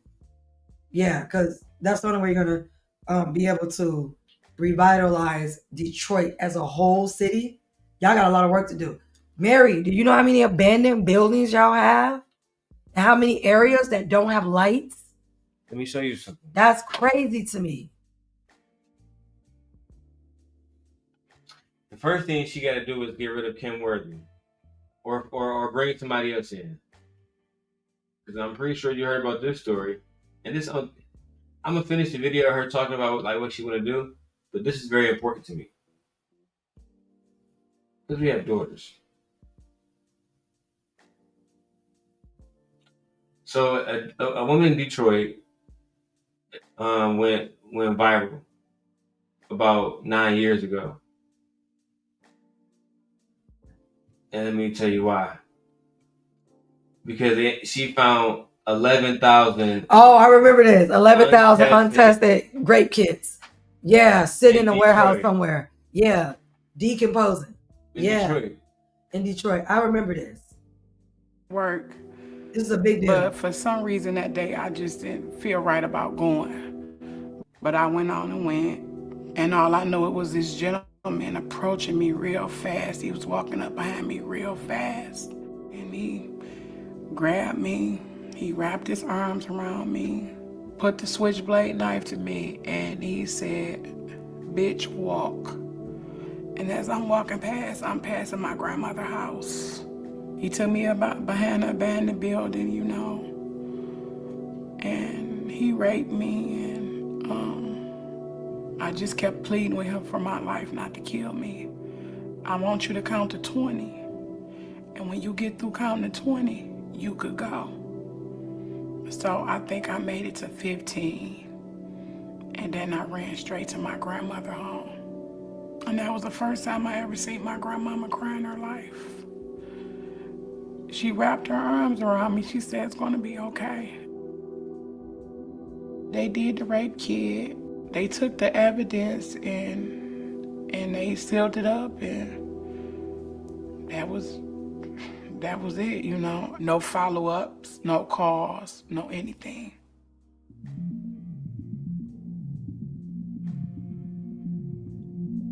I've never been soft on crime.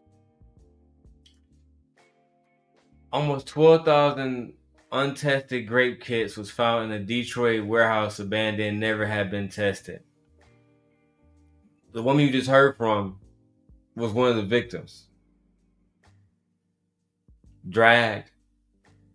Somebody put a knife out on her, put it to her face, raped her. And how much you want to bet a lot of those kids were majority, if not all, women? Of course. Yeah. Of course. And when I say women, there's little kids in there. There's young girls in there, young boys in there. I'm not going to talk too much about Kim Worthy right now. But I just want to point this out right here. I'm going to put this on the big screen. 81% of untested grape kits in our city belong to African American women. The least protected amongst all women. Yeah. 81%. I just want that to be a fact that I showed from Elle Magazine, who produced this video. But nevertheless, you let you bandits tell it.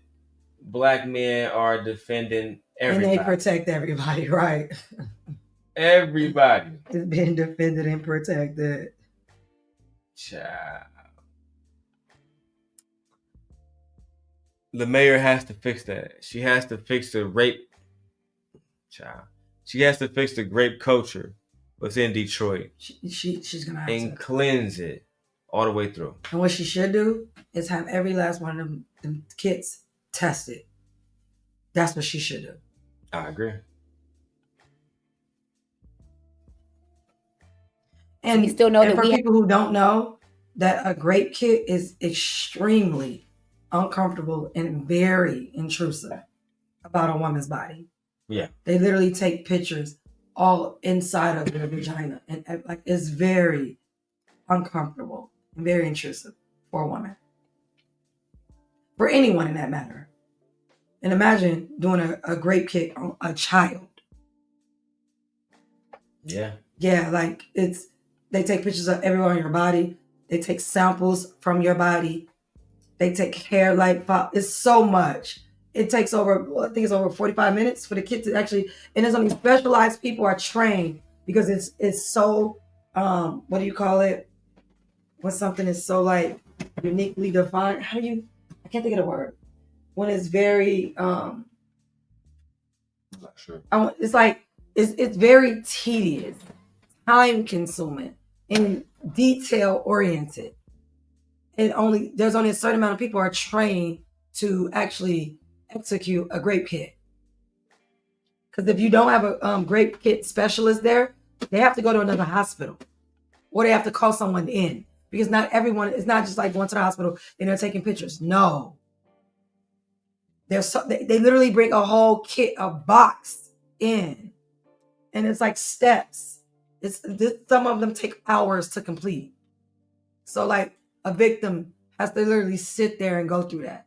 They take your follicles underneath the nail. They scrape underneath they take stuff from your body, inside of her body. What about if it's her mouth, her vagina, her anal area? Like it's so yeah. And so for a victim to sit through that and you not test the kit, so that means, and a lot of those kits are probably from the same offender, because he hasn't been caught. Oh, and the fact that you can pull a knife, no, you have to stab me. A knife? Nah. Like I was saying, this is part of the reason why I believe the mayor, she has to actually do something about this. Do something about these type of things. Yeah. Let's hear everything else she says she's going to work on. Have issues around housing. We want every resident to have access to quality, affordable housing. We still have to address the issue of poverty and homelessness in Detroit. And we have to ensure that more investment comes back into our neighborhoods. And so this transition process is really going to hone in on those gaps so that we can find out strategic ways that we can day one begin to build on that foundation and ensure that Detroit continues to rise higher. I saw so many people celebrating with you last night, dancing, and just so happy for you, your family, and the city. What did Detroiters say to you after your big win? Personally, when they walked up to you, what did they say?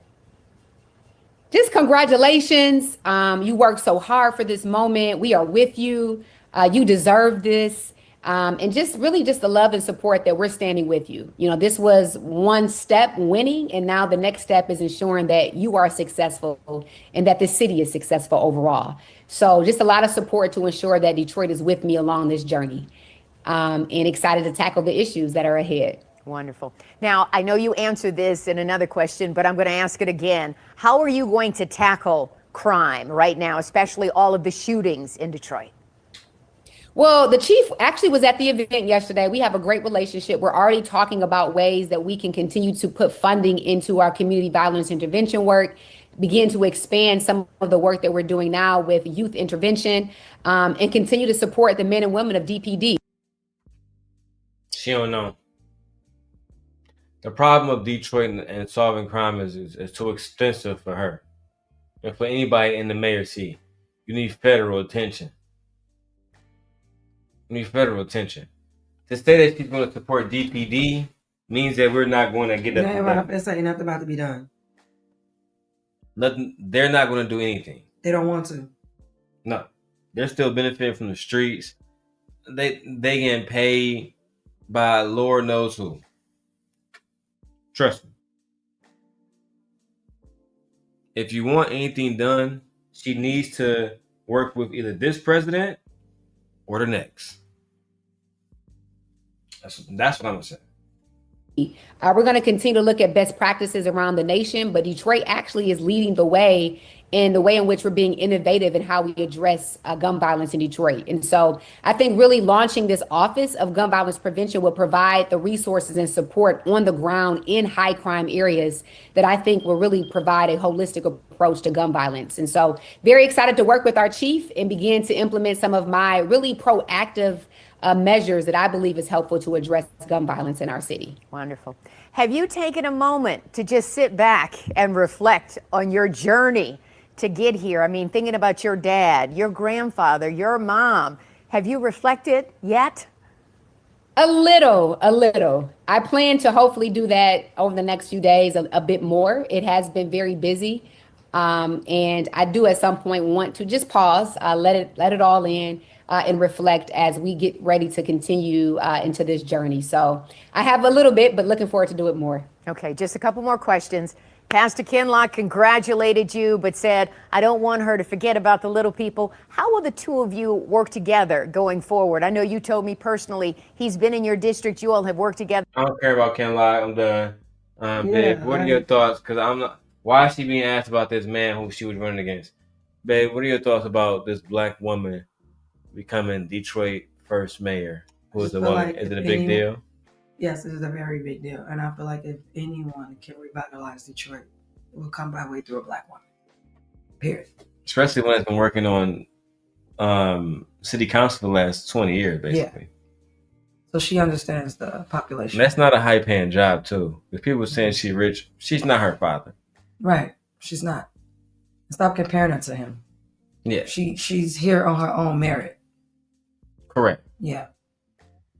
Correct. She's putting a lot of work. And this isn't nepotism. She worked for this. She's putting more work than her father has. Yeah, this isn't nepotism. Yeah. Like politics. Yeah. That's a fact. Yeah, this is not nepotism. And they got the church on lock. Yeah. She earned her seat by meritocracy. I like how this went today, man. Good job, Sex. Good job. Good job. Okay, well, come on, because I need you to find my stuff, my before I can go lay down. And I gotta put our baby high chair together. Yeah, come on. We got stuff we gotta do. Black Dahlia, what's your thoughts, my mom, before we get out of here? I'm just hoping that the mayor gets the support that she needs in order to be successful, because the city of Detroit really needs it, and people are gonna be looking at her like with a microscope because she is the first woman. Yeah. And not only the first woman because she's black. Exactly. And she's a black woman. Absolutely. Yes. So that's what I'm saying. I hope that she really gets the support that she needs in order to get the stuff done that she really wants to, because the city needs it. So I'm happy for her, and I hope that she's successful. Do you think, babe, that Anton's going to cover this, considering he's in Detroit? If she's doing poorly, yes. Damn. If she's doing poorly, that's what I was thinking when I was saying I hope she gets the support that she needs. He never wants to highlight black women in any capacity unless he has something to do with it. Right. Unless he putting them in a position to win. Exactly. That's what I'm saying. So, all right. With that being said, me and my wife getting out of here. I appreciate y'all watching us. We back on YouTube. We getting popping on here. Collectively, we got 46 people watching. I think that's a good thing. Hey, y'all. I wish we can have more feedback in the comments, but we'll work on that. Yeah. We got to be consistent. When we get to 1,000 people, hopefully at least 100 of y'all say something. You know what I'm saying? With that being said, listen, I love y'all. Thank y'all for watching. Shout out to Mayor Sheffield. We love you. Big Sean and Jhene Aiko. Very sad to hear, but it is what it is. You know, the signs were clearly there. And KaiCanet and the situation with Gigi, very messy. I think KaiCanet should stay out of it or correct the situation by showing her mom some love or something and give her bro, you make $12 million in a month. Pay her to be quiet. Yeah, give her $500,000. Exactly. It's like you can buy yourself, like, do something. Like, come on. I'm saying, I don't know. Sitting around doing nothing is not a solution either. So you gotta do something. But that's my thoughts. That being said, we are out of here, y'all. Good night, y'all. Hi, Black D.